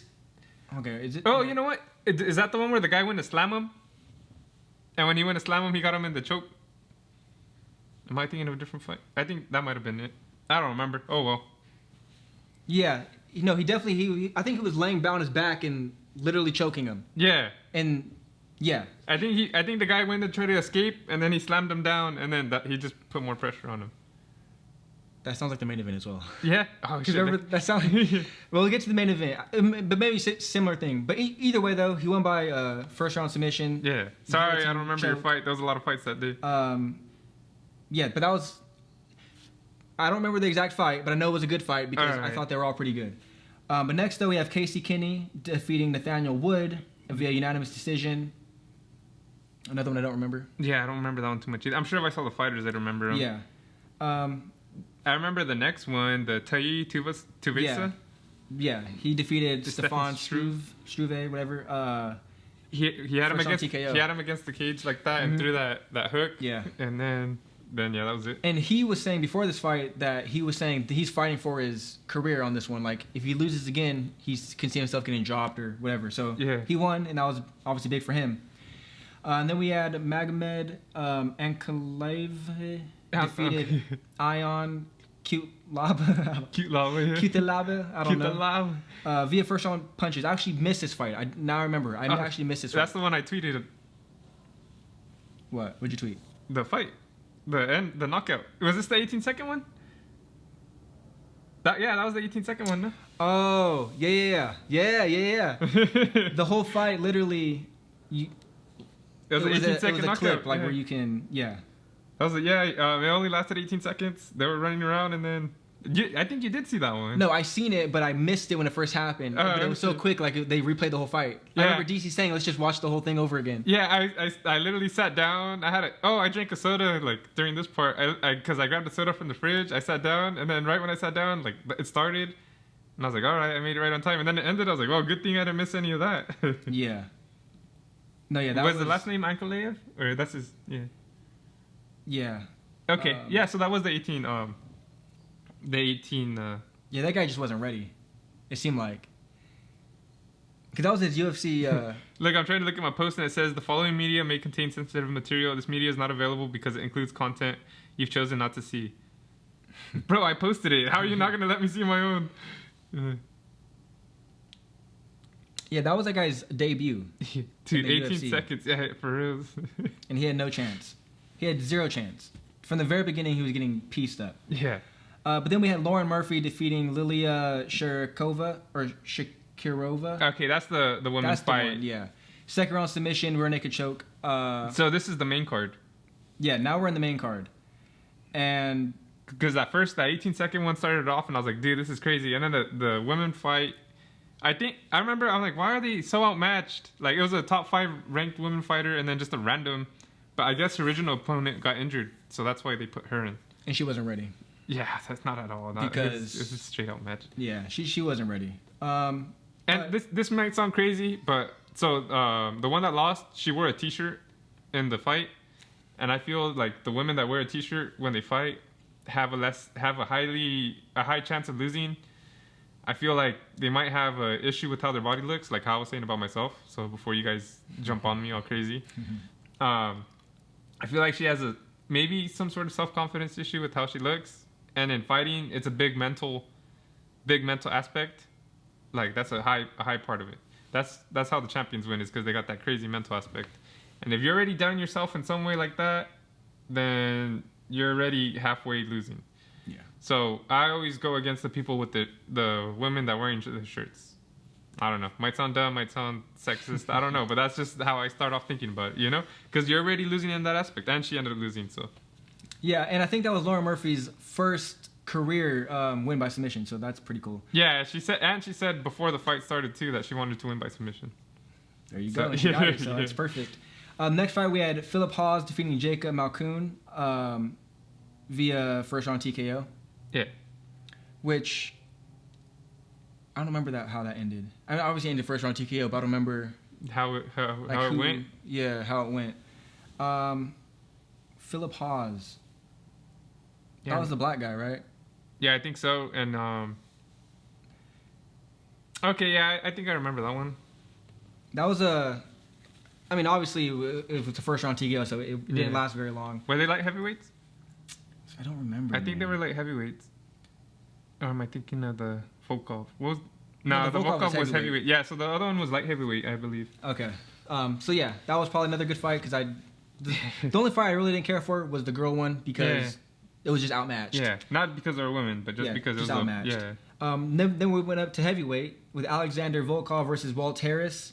Matt was going for Walt Harris. I was going for Walt Harris. I was going for Volkov. And it was a via second round. Volkov won via because second round TKO. Yeah, but I would say it's more of a knockout technically. Well, he didn't get knocked out, but he got kicked in the stomach, in the liver shot. They were saying, and which is crazy because he got kicked like right here. I don't see how that's a. Yeah, I don't know how that won. Yeah, he went off of that, and it looked like just the tip of the toe, like where the toes connect to your foot. Yeah. That's what hit him in the stomach. But I guess it was a good crazy kick. Yeah, they were saying it was a liver shot, and liver shots hurt. But yeah, but I just like you see him all the time. People getting kicked. Yeah, like right there. Front kick, like in. I don't know, but for him, it took him out. That's his second loss in a row. I think the first one was Overeem. Yeah. But that's 2 in a row for him now. So. And everyone was going for Walt Harris. That's tough right there. And like at the end of the fight, when they were like announcing the winners, he was like pulling his shorts down. Yeah, I don't know why he does that. I saw some hair weird. I don't want to see. I was like, whoa. Yeah, I was like, bro, just pull up your pants. But that was, an interesting fight. Then we got to the big fights. Yeah. Like the big. The co-main event. The co-main event. They're not bigger because they're not heavyweights, but they went down a little bit. But Robert Whittaker defeated Jared Cannonier via unanimous decision, which I feel like he was not, I wouldn't say dominating, but he was winning convincingly the first 2 rounds, in my opinion. Yeah. It got scary for him in the 3rd round, though, for Robert Whittaker. Yeah. Because Cannonier was... Barely, but yeah. I mean, he got him wobbly. Yeah. He got him wobbly, and he just couldn't... Not too crazy wobbly, but... I mean, I think if he was in a better state, he could have ended it. That's how I feel, because... Yeah, I don't think that. He just couldn't... Himself, he's just not a great striker. Yeah. Versus Whittaker. Yeah, Cannonier was landing good kicks, like... Not good kicks, but he was landing kicks, like, the whole fight. So technically, like, strike-wise, they were kind of close. But Whittaker had the significant strikes. Yeah, and to the face. Like, yeah, that's what I'm saying. He was literally... The other guy was just kicking him in the leg and in the stomach, which, I mean, hurts. Yeah. But... Yeah, exactly. If you're getting punched in the face, too, like, really hard, it's like, come on. Yeah. So, it looked like, Whittaker won every round, and he probably would have had a 10-8 on the 3rd round, but then, like I said, Cannonier came back. Yeah, in the third round, he wobbled Cannonier nasty. Mm-hmm. And the reason that I think Cannonier started fighting better was because he knew he was going to get knocked out if he didn't, fight back. So, yeah. And that's obviously why he... Yeah. But, so, like I said, I think that could have been a 10-8 round, but... he was trying to finish him. Yeah. And he shouldn't have. Well, I mean, not that he shouldn't have, but he almost hurt him for doing that. But his defense went down. Yeah. Yeah. And then the main event, one of the biggest fights of the year, the ones that are saying the GOAT can probably be taken down. If anyone can do it, it's this guy. And it didn't work. Nah, I didn't think so. But yeah. Not you. Yeah. But the world. Yeah. Thought that. And it didn't work, which, even though people thought if anybody could do it, it'd be this guy, people still thought it was going to be Khabib going to win. Yeah. And he did. Khabib versus Justin Gaethje. Yeah, he's the GOAT. Who were you going for? I was going for Gaethje. I'll probably always go for Gaethje unless he fights Conor McGregor. That's a toss-up. But, yeah, I was going for Gaethje. And my issue with that fight is I feel like he wasn't fighting the same. I feel like I wouldn't say he got too excited like he used to, but... He was just fighting way more reckless than he did against Ferguson. Even though he started off reckless and his coach told him to calm down. His coach told him to calm down again this fight because he was literally just trying to take his head off, but he was missing. And yeah, I don't know. It only went 2 rounds. So my issue was the fact that after the first round, his coach told him to fix it, just slow down, stay composed. But he didn't really have a chance to do that in the second round because Khabib was obviously pressuring him even in the first round. But in the second round, he was also pressuring him.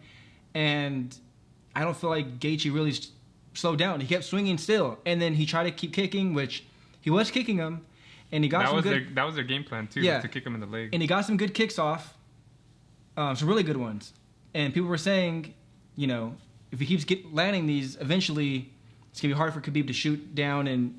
take him down because you can't put no pressure on your leg. Yeah. But he tried to kick in that second round, and got caught, and Khabib took him down easily. And Khabib didn't really have to work on the ground. Yeah. That's the craziest part. Conor McGregor's fight was way more of a struggle. Yeah. Like Conor McGregor, which nobody would say Conor McGregor is a better wrestler than Gaethje, but Khabib would just look like he was in a zone. Like, I'm getting it over with. I'm not gonna roll around with you and do this and that. Like, I'm not gonna punish you. Yeah. I'm gonna find my spot and end it. Yeah. And he found his spot and ended it. All right. Can I give my take of the fight, and then we'll talk about whatever. Go ahead. Okay. So there I was in my office, sitting on my chair, watching the fight. So they hyped this fight. They showed him walking in. I like that they did that earlier. They showed him like getting driven, like security cops, all crazy. Him walking in. This is a big fight. So they finally get him into the ring. You know, they're ready to fight. The bell rings.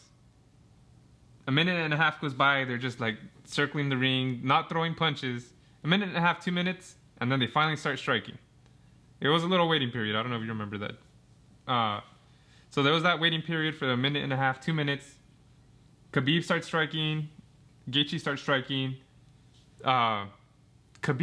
He throws these weird punches. He throws these weird kicks.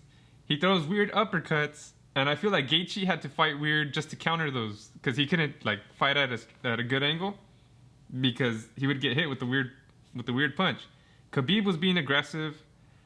It's coming towards the end. He got him ticking down. He got him in an armbar. And then the round ended. This armbar is very important. So the armbar to the end of the round. Second round starts. So Gaethje was throwing these leg kicks. I remember thinking to myself, like, oh, I guess leg kicks are pretty smart, for the same reason Matt said. Like, you can't shoot if you can't put pressure on your leg. So I'm like, oh, this is actually working. This might be the way to beat him. Gaethje throws a leg kick. Khabib catches it, takes him straight down to the ground. Somehow he's on his back. He like swoops him up, turns him around, gets him in that armbar. So Gaethje is like, okay, he's getting me in the armbar again. I'm gonna try to defend this as much as I can. Khabib somehow switches it to a triangle, chokes him out. No, not chokes him out. He chokes him. Gaethje taps. Nothing. And then he taps again. Nothing. He taps one more time. Nothing. And then that's it. He lights out. Gaethje gets choked out. The ref is watching. And then he's like, oh, Gaethje's not moving. So he grabs his arm and shakes it. It just falls straight down. The ref calls it off. I texted Matt, hey, Khabib killed Gaethje. like the ref, dude, just ignored that. And then Khabib won. And Khabib was all emotional because his dad just died because of COVID. And, you know, that's crazy. And not only did his father pass away from COVID, but his father was his lifelong coach in wrestling.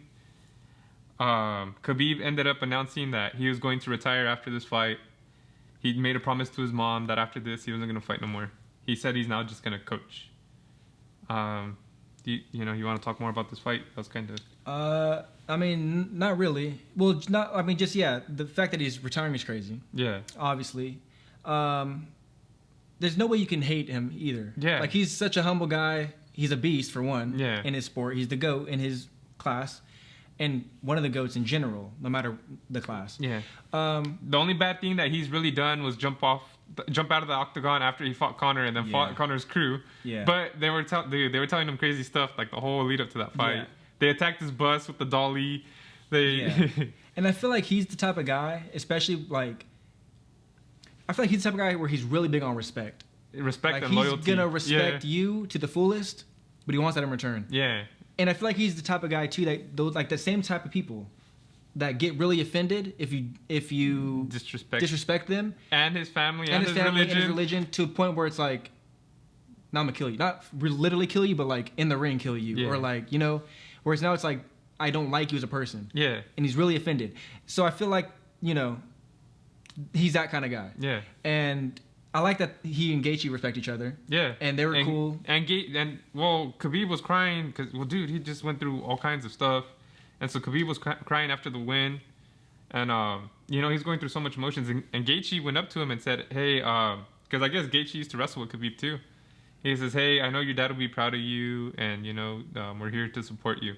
Yep. After he choked him out, dude, that was sick. Mm-hmm. Like, you like to see that. Yeah. Which is why I like Gaethje so much too, because I feel like he's not as serious and to himself like Khabib is, but he's also just as humble. Like, the whole build up to the fight was he was saying, I know he can, like if he gets me against the cage, it's done. I know I'm done. Yeah. So that's the game plan is not to let that happen. He let it happen. Yeah. Well, not that he let it, but he allowed it to happen. It happened, yeah. You know. So, but the fact that he recognizes that, like, I'm not gonna say, oh, I'm gonna knock him out easily. This, like, I can get out of any takedown or submission honest, attempt. like, yeah. I don't want to go against the fence with this guy because he's crazy. He's the best like that. So, but yeah, I like that. I like their how they were cool with each other. It sucks to see Khabib go. Yeah, it's terrible. But how'd he go? Undefeated. 29-0. It should be 30-0. That don't count him beating a bear when he was a kid. Yeah. He straight up he wrestled a bear when he was a kid. That's insane. Yeah. He asked the UFC to make him #1 in pound for pound fighter in the rankings. I think it's. I still say John Jones. I do too, and I think it's weird to ask. Yeah. I feel like they should just do it or not do it, but it's not. Yeah, it's weird to me to ask. They should just do it because it should be done or it shouldn't be done. But I mean, he thinks he deserves it, and I'm not mad at it at all. But you never lost. You've only lost one round technically, against McGregor, who he tapped. Yeah, and Gaethje said he doesn't count that. He thinks he's never lost a round. Yeah, but John Jones still lives. Yeah, John Jones because he's had like insane fighters for like most of his career. Insane fighters, and I think Khabib he's only had like 4 title fights. Yeah, that's not enough. Yeah, and especially like Conor McGregor is his biggest one, unless you count Gaethje, which should have been a tough one, but it wasn't. Yeah, that's the thing. Like, but like I think John Jones said, it's cool giving it to you, but I'm gonna take it right back when I go to heavyweight. Yeah, straight up. But even then, I still don't think he deserves it over Jones. He doesn't because John Jones has been beating he beat Shogun. Well, he beat Machida. He beat Rampage. He beat the top guys when he wasn't the top guy. Yeah, and then he beat the top guys when he was the top guy. And he made all the top guys look like nothing. Like they didn't deserve to be in that division anymore. Heavyweight was so they couldn't find him any opponents because he cleared everyone out. But how does the pound for pound thing work though? Because you can almost say I'd say McGregor, if technically we're talking about pound for pound, because he went up and down in so many weight classes. Well, that's the thing about pound. What does pound for pound mean? Because exactly. Just the best in general. Yeah, because my thing is though, you might be able to make an argument that he is the pound for pound fighter right now. Yeah. Over McGregor, over John Jones, because John Jones technically, isn't fighting. But but he lost his last fight apparently against Dominic Reyes. Yeah. There's no question what Khabib. He won. Yeah. He ended it. And he's never even when John Jones beat Gustafsson, remember he went to the hospital all beat up? Yeah. Exactly. Khabib's never been beat up. And some people were saying, I could go either way on the first fight. Yeah. So. Yeah, that's what I'm saying. Like that fight, remember he went to the hospital? Mm-hmm. Khabib's never been beat up. No. I can never say oh, you know what, Khabib won, but he got his ass kicked. You know, it's just been straight dominant. Yeah, no, exactly. Especially when he's been champion, this whole reign, Yeah, dude, his whole career, he beat a bear. Yeah, no, but he's taken damage before. But not crazy. When he's been, not where he's getting. He to me, he has never taken damage where I'm he's getting his ass kicked. No. Well, yeah, no, because he's always winning the fight. Yeah, he's never lost a round. I've seen John Jones get kicked in the head by Rashad Evans, where he it's oh shoot, he might lose. You know. Yeah, well, that's the thing is there's been questionable wins. Yeah. But there's also been a questionable loss. Yeah, John Jones lost because he kicked someone's ass. He's also undefeated. Yeah, I say he's undefeated too. Yeah. But also, John Jones has lost plenty of rounds. Yeah. He's just won every fight. Yeah. But so I don't know. I don't know how pound for pound works. If it's the way I think it works, I think it's still John Jones. Yeah. But I'm not mad at giving it to Khabib. Yeah. And I don't know. And then technically, when you do say pound for pound, McGregor has gone up and down in so many different weight classes. You can say he is definitely up there too. Yeah, exactly. Anderson Silva is dominated for the longest time. GSP dominated for the longest time. Yeah, that's why I don't understand how it works. Yeah, that's what I'm saying. Because if you go off past work, then there's definitely a lot of people that can go ahead. BJ Penn was a savage for a long time too. BJ Penn was a beast. And now he's fighting in the streets and getting knocked out. Yeah, he's a weird guy. Did you hear about that? Yeah. Yeah, that's sad. Yeah. It sucks. I hate to see that, dude.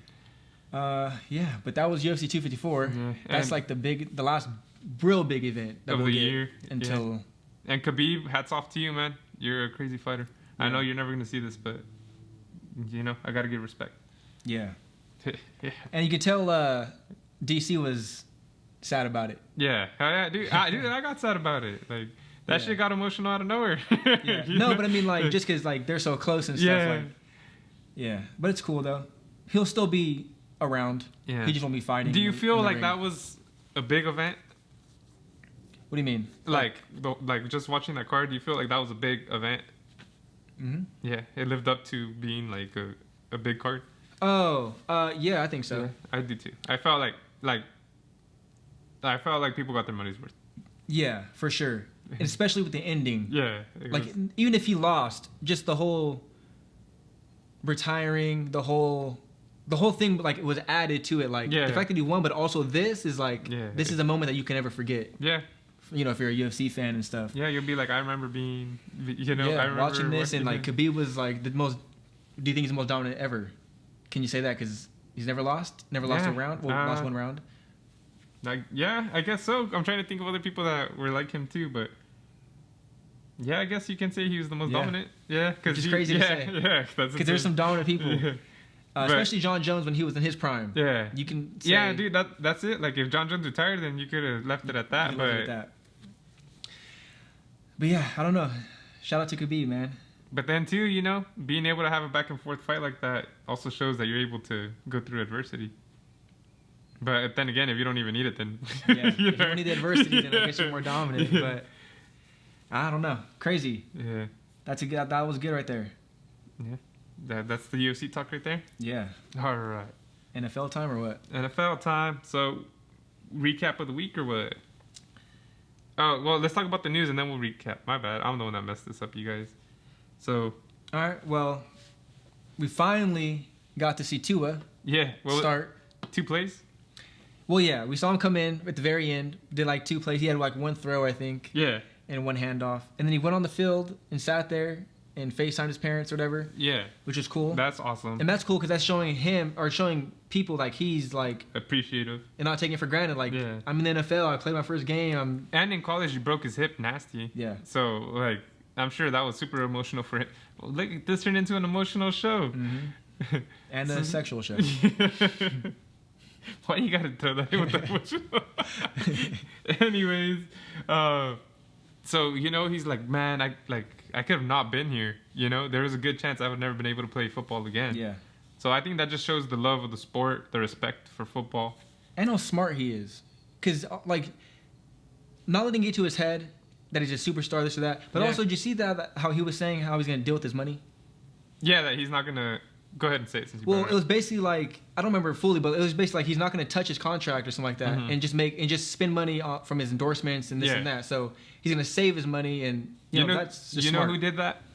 If you know who did that, comment down below. But Gronkowski, he says he hasn't touched any of his NFL money. That he only spends his advertisement money and his sponsorship money. That's the smartest thing you can do. Yeah, that's crazy. Especially, I mean, Gronk had a long career. Yeah, and he's got hurt. So what if he only played 2 years and that's it? That was it. So that's smart. Yeah. So because you never know. You want to go ahead and read the recap or what are we talking about? Dude, why do I keep wanting to do the recap? Yeah. So Tua is officially a starter now. Yeah. So we'll talk about the Dolphins and everything later. Did he play today? Oh no, they have a bye week. They got a bye week. Okay. Yeah. So we got extra time to prepare. But you know who they play? Who they play? They play the Rams. Oh, yeah. Aaron Donald. Dude, that's a terrible, your first game ever is against the freaking Rams defense? Yeah. Yeah. Especially when Aaron, Do you think Tua should be a starter? 100%. Over Ryan Fitzpatrick? I do because the Dolphins are not ready to win. So Ryan Fitzpatrick is not the future. He's been playing lights out, though.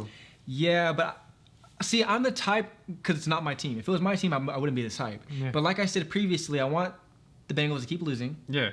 So they can get Joe Burrow some help. I feel the same thing with Tua. Like, Ryan Fitzpatrick, you have a chance to win. I'm not saying you don't have a chance to win with Tua, but like you said, he's been playing really good. Yeah. He's been playing pretty good. So he's not the future. Like, there's no point, in my opinion. Tua will bring more attention to your team because people want to see Tua. People don't care about Fitzpatrick, even if he plays good. He's just not a name that people care about. Did you see the press conference with Ryan Fitzpatrick? No. How I guess he found out over Twitter or something that Tua was starting, and that Fitzpatrick said that he knew that there was going to be a time where Tua started over him. Yeah. But he said he didn't know it was going to be then, that he's been playing really good. Dude, he was really sad. Like, Fitzpatrick was being honest. Yeah. Saying, like, dude, this breaks my heart. He's all, I've been doing good. He's all, I'm obviously going to be here for Tua to help him out as much as I can. Yeah, I did see that. Like, he was super supportive of it. He's all, but dude, I've been playing lights out. He's all, we're winning. He's all, I did not see this coming. And, like, dude, it sucks. That sucks, dude. Like, imagine that. Like, you're playing lights out, dude. Yeah, but I don't know. I feel bad for Fitzpatrick. I think they should have kept him for the whole year. And then just let Tua learn and heal. Especially not against the Rams. Start him against, like, an easy team. Yeah. I just feel like, I don't know. I get it. People, especially if you love football or whatever and you're doing good as well, that also, if you're doing terrible, you have nothing to say. Yeah. If the fact that you're doing good, obviously that it makes it more like confusing for you. But I just feel like people just need to be, I'm not even going to say it. That's it. I was going to say people just need to be sensitive. Yeah. But I'm not going to get into a whole rant about people not being sensitive. Like, it is what it is. You can feel how you want. It's just, you're not going to be the starter. Yeah. You're not the future. They're not building around you. Yeah. They just drafted this guy for a reason. Yeah. But he's still a person, and it's still... Which is why I said I wasn't going to say it, because yeah. at the end of the day, who cares? But, yeah, I know. But that's what I'm saying. When I got fired from Walmart, I was pretty sad, even though it was my fault. But so that's different because it's your fault. Yeah, I know, but I know that's what I'm saying. It was my fault. Yeah. I wasn't performing as best as I could. I would call in a lot. But also think about it. So I was sad when they said you're fired. I was like, fuck, really? I was like, even though I didn't want to be here, even though I hated this job. Yeah. Like he's performing lights out, and he's never had a team around him. He finally has a team around him. Yeah. No, I get it. Yeah. Because if it was me. Yeah. And I'm performing well, yeah. and I'm getting benched, I'd be like, I'm not going to be able to play much longer. Like, I'm actually doing good, like this and that, But I don't know. Yeah. I guess it's all perspective at the end of the day. I'm saying, like, it's. I understand the Dolphins doing what they want to do, too. Tua is their future. They had this planned all along to start him eventually. They don't care, whatever their reason, whatever their time, they are starting them. And as Fitzpatrick knew this was going to come eventually, obviously, he probably didn't expect it to come when he's playing really good and they're winning. But you still feel, like, God damn, like, this sucks. No, that's the thing. So don't get it twisted. I know it sucks, and I'm not saying that. I'm just saying. But I know I think differently. I know I do. Yeah. But I'm just saying, like, for me, I'd be like, I would understand. Yeah. Like, which he does understand. Yeah, he does understand. He understands. So. Which is why, it is what it is. Which sucks even more. Because it'd be different if he was like, it'd be different if he was like, nah, screw you guys. I hope you guys lose. You guys aren't going nowhere without me. Like, nah, that's not how he is. But we should bring it back to the UFC. But not UFC. Well, fighting in general. That's what I'm saying. Yeah. Like, bring it back. Not the ultimate fighting championship, just fighting. Yeah. So, I guess I would expect this maybe from Dolphins fans. But, so, the Eagles, they had a chance of beating the Ravens, surprisingly, on Thursday Night Football. They didn't. And I guess a Ravens fan tried fighting the Eagles fan, or, I don't know, vice versa. We're going to go ahead and play the clip. All right. Now you got it. So let me go ahead and play it. Oh, shit. I think we can play this, dude, because it doesn't have music. It does, though. In the background. Nah. But it's on YouTube, so it's fine anyway. So it's two Eagle fans beating up a Ravens fan. And then a Cowboys fan ends up fighting a Cardinals fan. The Cowboys lost badly to the Cardinals that day. Mm-hmm. Let me go ahead and play that. So, all right, guys. We gave you guys 2 videos. This is a little segment. Look at us evolve. Okay, here we go.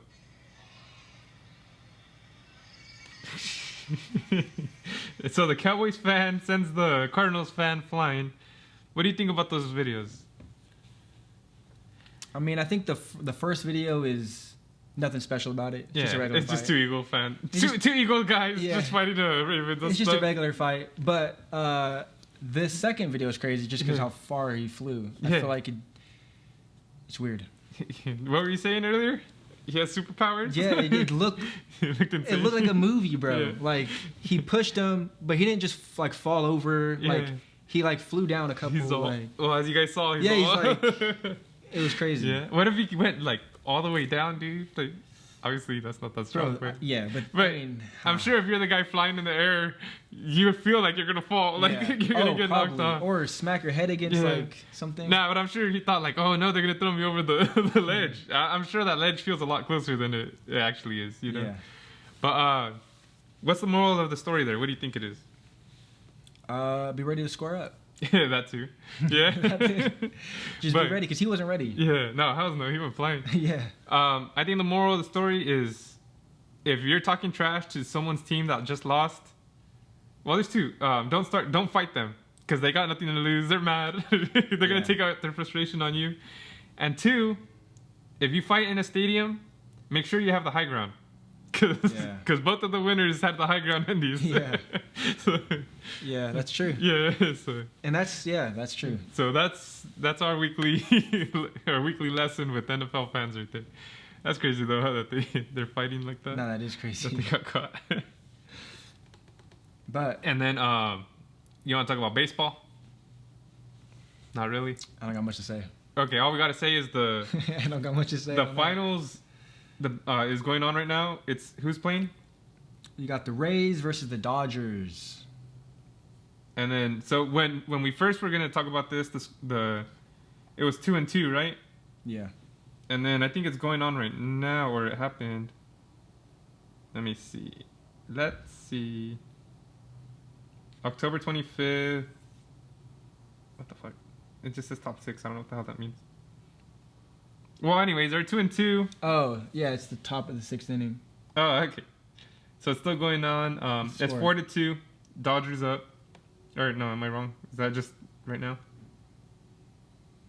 I don't know about baseball, you guys. I'm stupid. Is it 4-2? We will find the score for you guys. Yeah, I think it's 4-2. Is it? Yeah. Is that low? Is that a low scoring game? Nah. Oh yeah, 4-2. Yeah, 4-2. Dodgers up. Is that a low scoring game? Is that normal scoring? I wouldn't say so. Yeah. Sometimes teams don't score 1 point. Yeah, let's see. So 7-8 before, 6-1, 6-4, 3-8. So I guess that's kind of average right now. That's not too bad. Yeah. So I don't watch baseball. I'm sorry. Yeah. If the Yankees were in, then I would have actually been watching. But sports have been weird for me this whole year, anyways. Yeah. They're not real. And the baseball season only had half of the season this year. Mm-hmm. They went by win percentage. And then here we are. So, I guess now is the time for the NFL recap, huh? Yeah, exactly. So how you skip some stuff, I tried skipping stuff. Thursday, we had the Eagles versus the Giants, and the Eagles got the win. They didn't play the Ravens? No. I have no idea. No, they didn't. I definitely don't watch it, but yeah. No, I think that was the week before. Yeah, it was Thursday? The Eagles and Giants. Yeah, I remember watching that game now. Yeah, Eagles, Giants. Sorry, guys. You just wanted to edit that out, so I had to repeat it. Oh, we're still getting edited out. You guys aren't seeing it. What you watched it? What do you think about that game? I think Carson Wentz was doing everything. Oh, you think he was doing good now? I didn't say he was doing good. But he was doing everything. He was doing everything. He was doing as good as he could.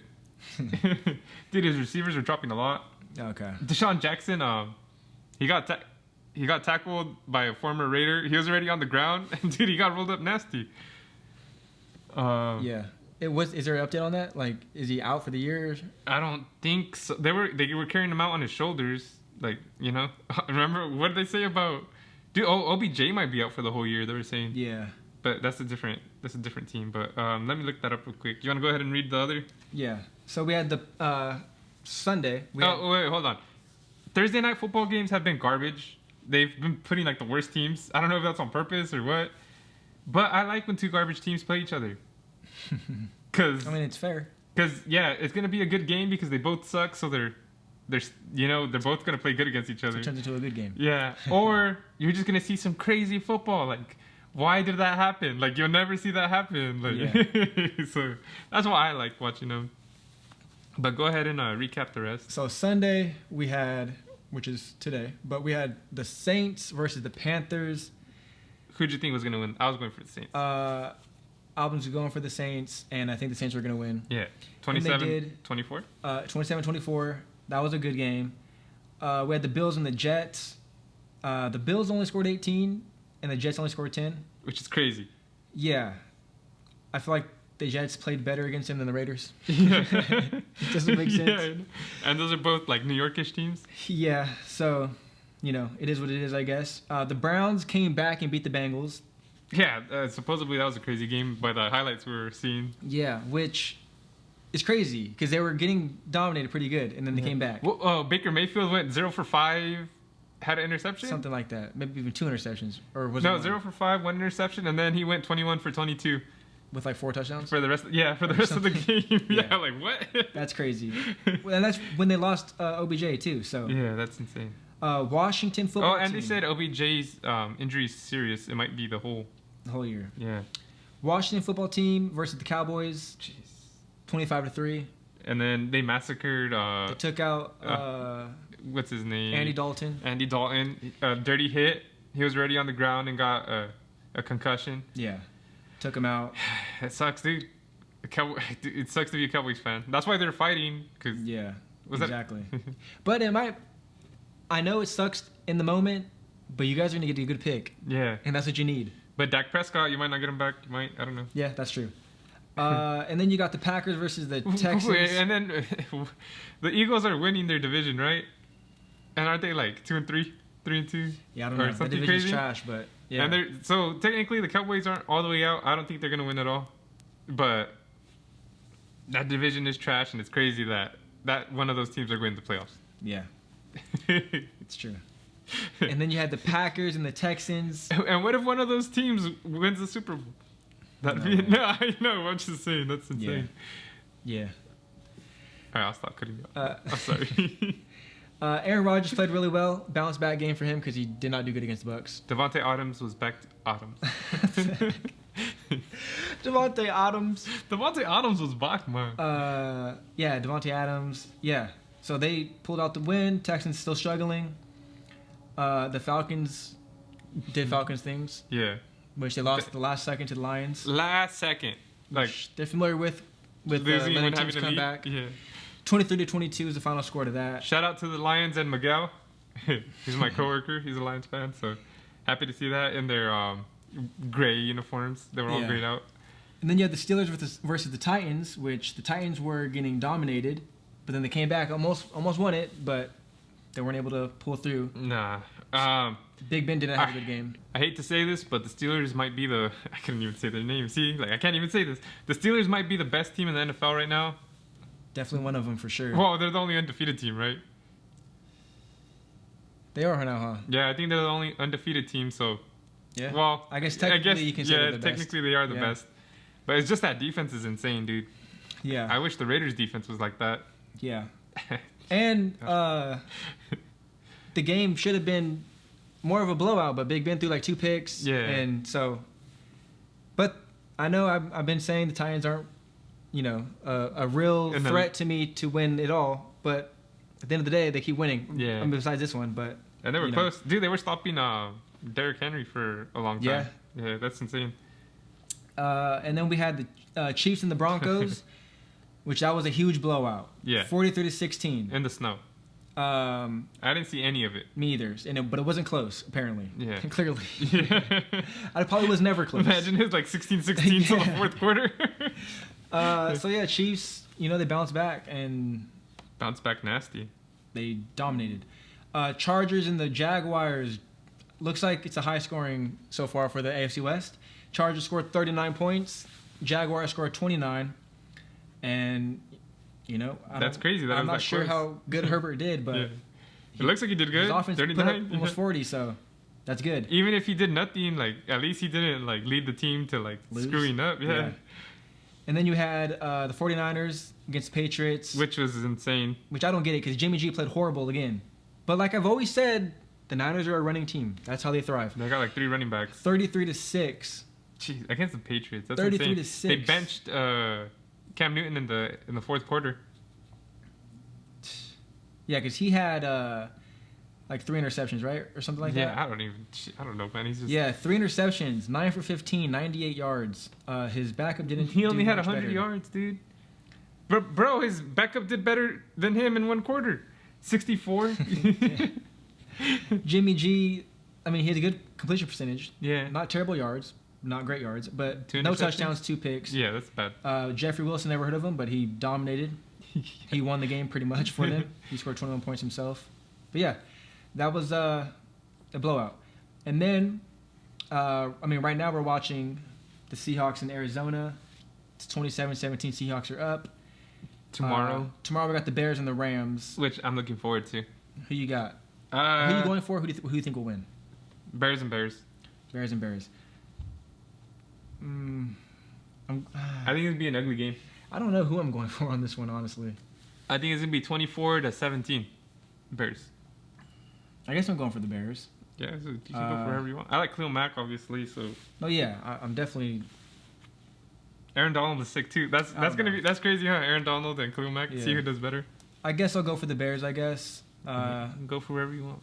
That's what I'm saying, the Bears. I guess I'll go for the Bears, but I think this Rams will win, I think. Yeah, I don't possibly. know. Obviously, you never know. You never know any week. Like, literally, we didn't think the Chiefs were going to win. Yeah. I mean, Raiders are going to win, beat the Chiefs. Yeah. But it happened. Anything can happen. But the Raider game against the Buccaneers in Las Vegas switched from a Sunday night game to a 1 o'clock game. To a 1 o'clock game due to COVID. 5 of our offensive linemen, none of them practiced. Yeah, our starting line didn't practice, but they were able to play, which is a plus. For the most part. Jonathan Abram wasn't able to play because his last contact with Trent Brown apparently was on Tuesday. Which is crazy. Like they're just kicking it on Tuesday. Yeah, which doesn't make sense. The offensive line, who he's with every day, wasn't with him Tuesday, but Jonathan randomly was, and that hurt him. They probably ate some brunch. But so he couldn't play, and I don't know if that it doesn't hurt us. It definitely hurt us. But we probably still would have gave up a lot of points. We probably would have been. So what was the score? 45-20. So it probably would have been 38-20. Yeah. You never know. I feel like it would have been 1 touchdown less. Yeah, there's nothing good to say about this game. Our offense started out hot. They drove at will on the first quarter, or the first drive, and then I don't know. The Bucs defense is really good. Yeah, I feel like the issue again is the run game. We can't run every game. We can't run. It doesn't help that Trent Brown isn't there. Yeah, because when he was there with the Chiefs, he was pushing big holes. Yeah, we definitely couldn't run, and it's obviously because Trent Brown wasn't there, and also obviously because the offensive line didn't practice the whole week. And then Gabe Jackson got kicked out for massaging someone's back. Yeah, that was later in the game. Didn't make sense to us. Yeah, like we don't think he should have got kicked.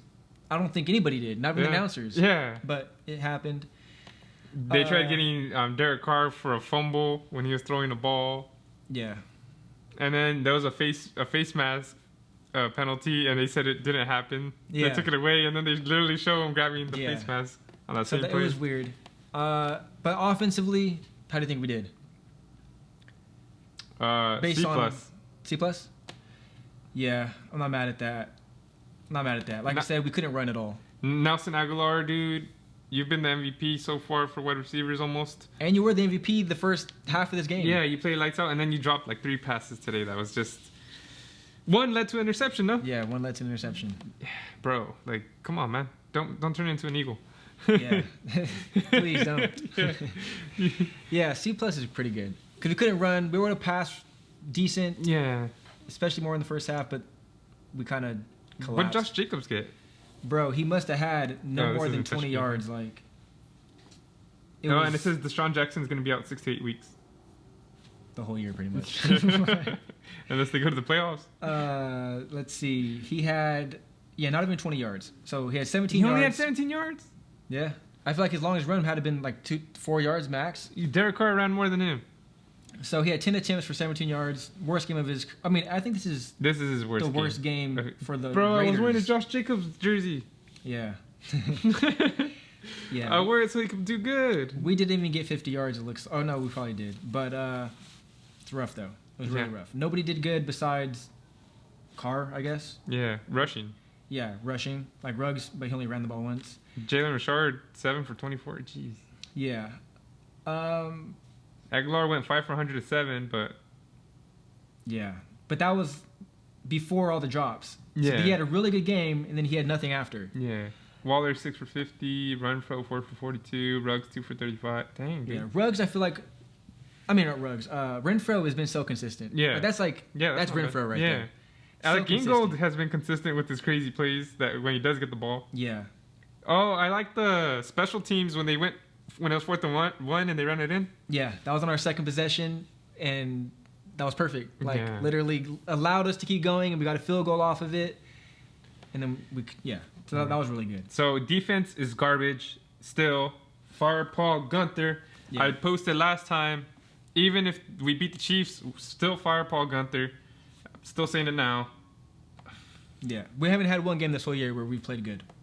And Except for the Chiefs, and that's... which I don't personally agree with. Just because we still gave up over 30 points. Yeah. And yes, we played better. We just had a lot of pressure. We had a lot of pressure, and we played way better. Yeah, the only thing that I liked about it was all that pressure against Mahomes. Yeah. That's pretty good. Like, and a lot of sacks. That's how you have to play, like, every game. And what, no sacks this game? Tom Brady, the old ass man. No sacks and Couldn't very get little to pressure. him. We couldn't get to Tom Brady, the guy that can't run. Yeah. What? And he scored a touchdown running. And yeah, Even though it was like a dive more than a run, but it's still a rushing touchdown. yeah, we played terrible. Who was the best on the defense? Trayvon Mullen. He's always the best. Yeah, I apparently. know. Yeah, and like he did all right. Which he had a B+ in my opinion. It's you need like a corner is important, but it's I'd rather have a great line than have a great corners. It's hard for him to keep doing good the whole game if he's the only one. No, exactly. You know? And if there's no pressure and Tom Brady has 10 minutes to throw the ball, like it's hard to cover. It's still somebody Tom for that Brady. long. You know, it's still Tom Brady. Yeah, and he had some good throws out there. Yeah. But yeah, nobody on the defense really. I can't really pick anybody. Yeah. To say played really well or played well at all besides Joyner wasn't in there for that long, but he still did terrible whenever I saw him. Yeah, he just had one good play in the backfield. Yeah. But other than that, you hate to see him anywhere else. Yeah, he hopped on the running back all crazy. Yeah. But overall defense, what do you give it? F? D? Yeah, D minus, F, D minus, F. F. F? Yeah, there's no. We didn't really. F+ just because Trayvon Mullen. Yeah, they didn't run too much on us. Leonard Fournette, he did pretty good. Bro, they scored 45 points on us. I don't care what the hell they ran or passed or didn't do nothing. They scored 45. Yeah. Tom Brady played really well. This might be the best game he's had all year, actually. As a Buccaneer. Stats-wise. Yeah, we couldn't stop Gronk. We couldn't stop Scott Miller. Never heard of him. Yeah. But that's what happens. Yeah. Patriots had random players beat us, too. Nasty. So. Oh, dude. He tackled him in the back. Yeah.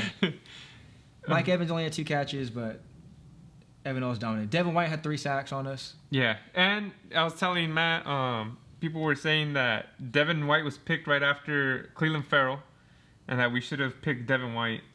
And you know what? I can't argue with that because he played insane today. He was fast.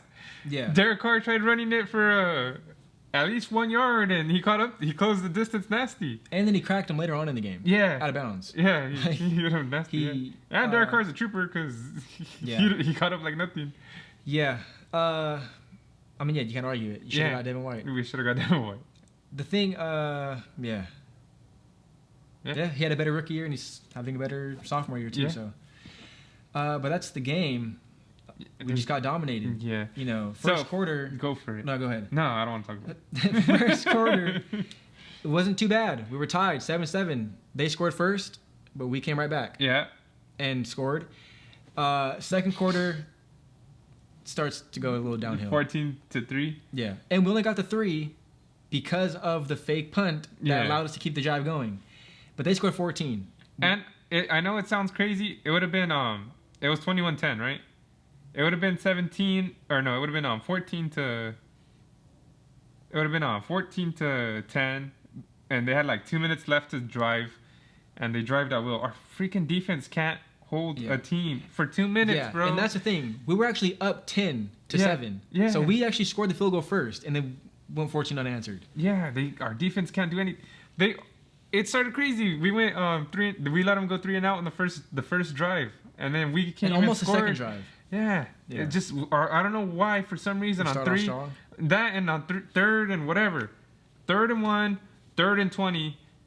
Teams score on convert on us. What about the Leonard Fournette pass? Remember to him, and he ran like 10 yards. We're like, where is everybody? Yeah, everyone was like, it was like a 3rd and 15 or something. Yeah, it's like, why does this happen every time? Yeah, that was bad. What can you guys work on something?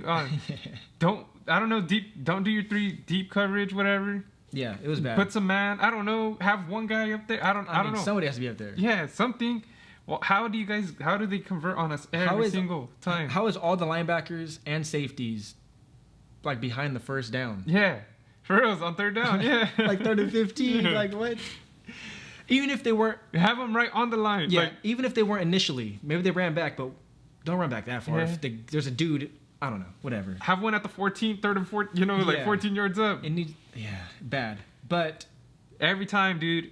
Yeah. I hate 3rd downs. Yeah. We do good first. We do good second. That's where I hate 4th down too, because I don't trust us to like the 4th and 1 or 4. Like I feel like they're gonna get it. Yeah. You know. I don't trust our defense at all. It's crazy. Like I can't watch a game and be like they're gonna hold them in check. Yeah. Like no. Even if we're up a lot. Yeah. We can't be like, oh, it's for sure we for sure won, because you never know. What it was 4th and 1, 4th and 2. What was I kept telling you? Nah, go for it. Like we have to go for it. Like I don't trust our defense at all. That's when we kicked a field goal instead. Yeah. We were like... Which was smart, because it was 24-20. Yeah. Right? I think so. Yeah. No. It made us 24-20, you're saying. Yeah, that's what I'm saying. But like, it was 17-24. I was like, when was that? Let's see. In the third. Yeah, it would have been 17-24. I'm just double checking that's correct. Okay, yeah. So it was 17-24. We went into the 4th, I think, 24-20. So that's not bad. If you have a defense that can stop them, that's not bad. But then they went and scored 21 points. In the 4th, yeah. In the 4th, yeah. And it was like, bro. Like, 21-3 in the 4th quarter. I didn't want to watch the game no more. Like. Yeah. See, we really technically won 1 quarter, but I don't think we did. Yeah. Even though we did outscore them in the 3rd, it didn't feel that way. Yeah. There's no point I felt good during the game. Besides the 1st quarter, I guess, when it was like even. And it's sad. I can't even have like a 4th and 6 and be like, oh, like we get the ball. Like, nah, I don't know. I hate our defense. Yeah. And the offense scored 20. That's nothing to rave about, but it's also not terrible. Yeah. At least if the score was 27-20, I wouldn't be as mad. Yeah. Like, hey, it's a crazy defense. Because at least you gave our offense a chance. Yeah. Our offense had no chance. Yeah, I know. 45-20. Like we are one of the leading teams in scoring this year. Yeah. But we can't do that every game. Yeah, we have to have, sometimes the defense has to win the game for us. The Buccaneers are insane. Yeah. Yeah, exactly. They have 2 goats on there. Yeah. Mike Evans is one of the best. Defense. Yeah. Yeah, exactly. They have technically the best defense in the league. Yeah. Yard-wise, technically. So, our defense has to step up. It's a tough matchup for us. And then we had no Jonathan Abrams. Yeah, no. I know we talked about that, but still. Yeah, didn't have him. That didn't help. So, like we said, our line not practicing and getting kicked out, and one being sick or whatever he was. This podcast would have been even more insane. Yeah. More lit. There you go. That's perfect. Yeah, it would have been. Yeah. Let's go. Yeah. We would have went to McDonald's, asked for the Travis Scott menu. It would have been, but it is what it is. Yeah. We'll come back stronger. Yeah. This was supposed to be a good sports weekend. Yeah. I was supposed to be hyped. Exactly. Khabib. Yeah, UFC and Raiders win. The Raider win. So. But I didn't think the Raiders were going to win this game. Yeah, especially after the news of everything. Yeah. We might not have our line. So we have COVID, and instead of pushing our game forward like a day after, they scheduled us the game earlier. Yeah. Just because they wanted to make sure the NFL got a good game. Which doesn't make sense. Yeah. I mean, it makes sense. It does. If everybody can play. Yeah. They can't. So, okay, we'll move it back then. Yeah. They move it back to Tuesday. Yeah. I don't know. It was stupid. But, whatever. Every other team, one player has COVID, it gets pushed, or they don't play that week. Our whole line might have had it, and they don't do anything about it. No, exactly. Yeah. That's the thing about it. That doesn't make any sense. The next team we play are the Browns. We play the Browns. I think we can win. I think it's going to be a high-scoring game. Which the Browns are what now?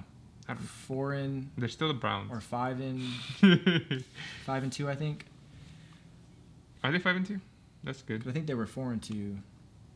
Just click on the Raiders Browns. Oh yeah, there it is. It's gonna be a morning game, so this podcast will be out a little sooner. What is this? Oh my god. Are you gonna have to read each individual? Okay, so they're 0-1, 1-1, 2-1, 3-1, 4-1, 4-2, 5-2. 5-2. Dang. Okay. So they're 5-2. We're 3-3. It's a good record. They're a super talented team. They should have did this last year. Yeah. 5-2. Like they should. What, their coach, Freddie Kitchens? But sometimes Baker Mayfield just plays garbage. Like sometimes he plays good. Like his first 5 throws. Like yeah, it's crazy. So hopefully we get the bad Baker. At least he took the garbage out and scored. Yeah. Yeah. Hopefully we get 2 picks. Like I said on the Why Not Me podcast featuring Matthew Babauta, when we're talking about making top reviews, we did a prediction of what we thought. And I said Baker Mayfield played really good against the Raiders in his first game. I see him playing really good against us again. But I think we're going to win. Yeah. See, that's what's so weird about this season, is you can't even say things ahead of time. Yeah. Because so much happens during the week. Yeah. So it's like, even like, I don't know. Like, I think we're going to win as well. Yeah. We went over and watched that podcast where we predicted it. If you guys want to go check it out, it's the Why Not Me podcast featuring Matthew Babauta. It's the second one. Episode 2. The later date, not the first date. Yeah. And eventually, at the end of the season, we're going to go ahead and review that just to see if we're close or not. But, so we're not going to say it out loud. If you want to watch it, go ahead and watch it. But anyways, we saw what happened next week, our predictions. Yeah, and I think we predicted scores on that episode, right? Yeah. So the scores we predict from now on is probably going to be different because we don't remember every single time. We don't remember every single time, and a lot has changed. And a lot has changed. Then. Yeah. No OBJ is big. Yeah, that's big. Trent Brown might not be here next week. Big. That's huge. So I think they're going to win. You think they're going to win? What do you think the score is? Raiders. Because we're talking about the Browns, and then you said they. Yeah. I'm just clarifying. The Raiders are going to win. So what do you think the score is? I think it's going to be 35-28. Raiders. I'm gonna go 31-24. Okay. I'm cool with either or. Yeah. I just as long as we win. I don't trust our defense, so I can't even predict the low score for the opposite team. Yeah, I mean that's the thing. Like I don't know if we've even held a team. You know, you guys can go back. They score like a million points every time we play. 1 billion. And it's like it doesn't make any sense to me. So what's the least amount of points? I was gonna say 20. That's us. Oh no, 24 to the Saints. To the Saints. But besides that, it's 30. Yeah. So 24, 30, and then what else? 24, 30, 32, 36, 45. Yeah, 32, 36, 45. Jeez, that's. So what's here? Let me see. Let me do the math real quick. Go ahead and shout me out the numbers, Matt. So 24 is the least.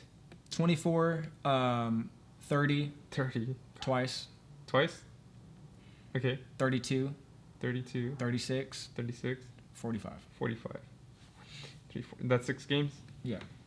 So we've gave up 197 points. Divide that by 6. We're at 32.8 points a game. So just round that up. 33 points. We're giving up 33 points a game. So the Raiders got to score 34 points or more to win a game. So we've scored 34 or more 1, 2, 3 times. And we're 3-3. So that's not very smart to have your offense to score 34 points every time. The fact that so we've scored I guess nothing else crazy, but we scored 23 points in a game. All right, let me see. And still lost. So what have we scored? 34, 34, 20, 23, 40, and 20. Who was the 40 against? Chiefs. So 171, divide that by 6. We're averaging 28.5 points a game. And that probably is affected a lot by the... Actually, I don't know, because we have a huge 40, so kind of evens it out. No Trent Brown, though. That's a big... But either way, we're still a top offense in scoring. So I feel like 28 points isn't too bad. Oh, that's elite level right there. That's well, elite. 29, because I'm rounding it up. 28.5, 29. That's elite, because before this game, we were in the 30s. So there's only a few teams that are in the 30s. Yeah. Seahawks, Cowboys. Seahawks are like 90% in the red zone. That's insane. And the Packers, I think. Yeah. And Bucks maybe, and then us. I don't know. But something like that. Yeah. So. Bad game. Yeah. We got to bounce back. That's crazy. The stats, 29 to 34. Like, that's what... When you think your offense is really scoring, or is really playing so well, but you're getting held back because your defense is garbage. Yeah. Well, I'm done talking about the Raiders till next week.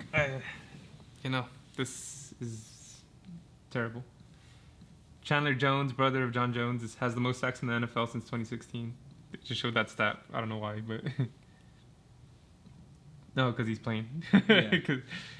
Yeah, so this game is currently at what? 27-24 in the third quarter. Seahawks are winning, and they have the ball. Yeah, it's like I told Matt, this is probably going to come down to like the last minute. Seahawks, for some reason, like to have crazy games like this. Yeah. Oh, they're undefeated. So there's 2 undefeated teams. So we'll see. There's one for sure undefeated team. Yeah. Seahawks are going to try to stay up there with them. Yeah. But we're not going to finish this game with you guys. So you're going to have to figure out the score on your own at the end. And I don't want to talk about the Steelers as the closing statement on this, so hopefully the Hawks win. We need the Steelers. Yeah, because we just said the Steelers are an undefeated team. Oh, okay, yeah. I'm not trying to close on that as my last word, so hopefully the Hawks win. But yeah, that's probably it for the show. Yep. This was actually longer than I thought it was going to be. Yep. Probably because we had that crazy talk. Yeah, that was a crazy talk. Food. It was a fun talk. And nudes. Food and nudes? Dude, what is this, a Nom Nom episode? Food and nudes. But yeah, hopefully you guys enjoyed it. Again, this is Top 3 Views Podcast, episode 7. Every week we're putting them out, unless we have a weird one. But we still put one out. Yeah. It just was not as long and... Not as viewed. That's on you guys, but it's okay. Yeah. It's on us, too, for messing up. It's on his computer. But... No, because he said his files would get corrupted too on Zoom. It would have been my computer too. But no, it didn't work out, but we're back. This was a good episode. Yeah, probably our best episode, maybe. Yeah, I don't know. Maybe. You guys decide. Yeah. But yeah, my name is Matt. I'm Jerry. You can find us down below. You know, he got a Why Not Me podcast. Let them know what that's about real quick. The Why Not Me podcast. So.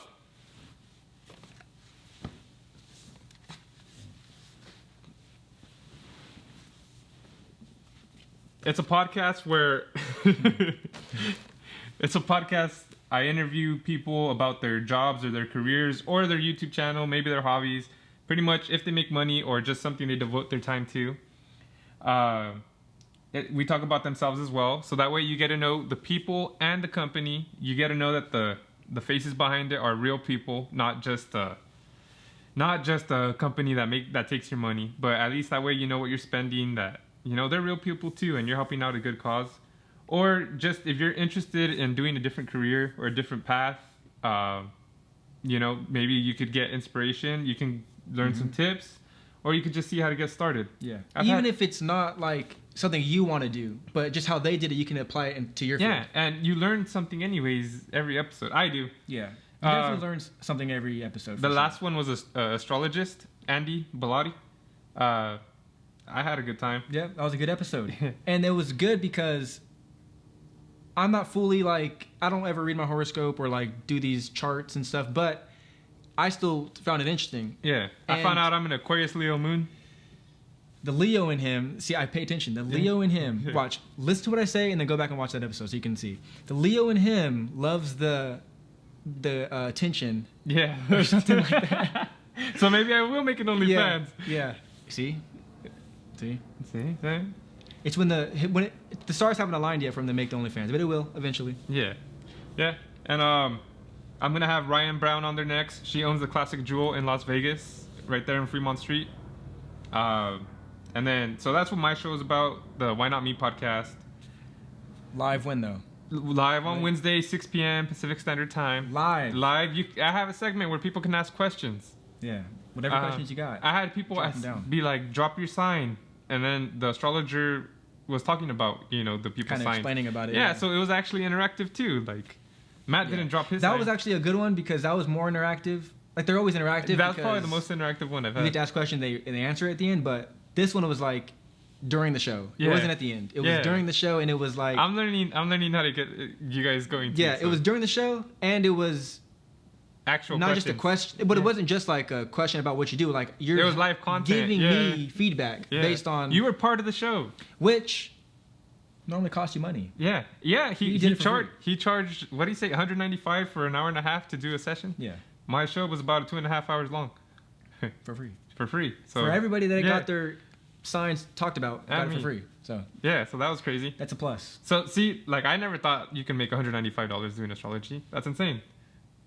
You can learn... That's good money right there. What, even if you don't do astrology, he pretty much told us that. Learn what your worth is, and you can charge people that. Yeah, especially when you know you have that value. Yeah. If it's a service, you charge what you want. Yeah. And I like watching Matt's channel. What is it called? Piece of Us Vlogs. And what is it about? Vlogs.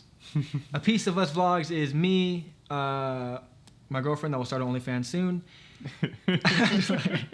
and our dog. Who's gonna start OnlyFans? Who will start OnlyFans soon. No, but it's just a vlogging channel. So you basically get our daily life, not our daily life, but things that happen on in our life. We vlog it. If it's going places, if it's cooking, if it's decorating, or whatever it is. When's your next video going up? Next video going up, when you guys see this video, will be on Thursday. So you guys will catch this, hopefully it's Monday when you guys are watching this. Thursday, you'll catch a video. Don't know what it is yet, but it's all good. When was your last video up then? Today. Which is Sunday. Which was yesterday for you guys. Yeah, hopefully. This is time traveling. Yeah.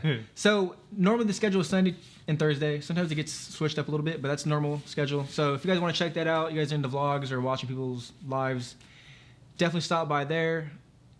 But don't forget to stop by the podcast. Yeah. Yeah. Because my podcast, this podcast. Yeah, this podcast. So this is the thing. We kind of map out your week for you. If you're working, you can listen to a podcast.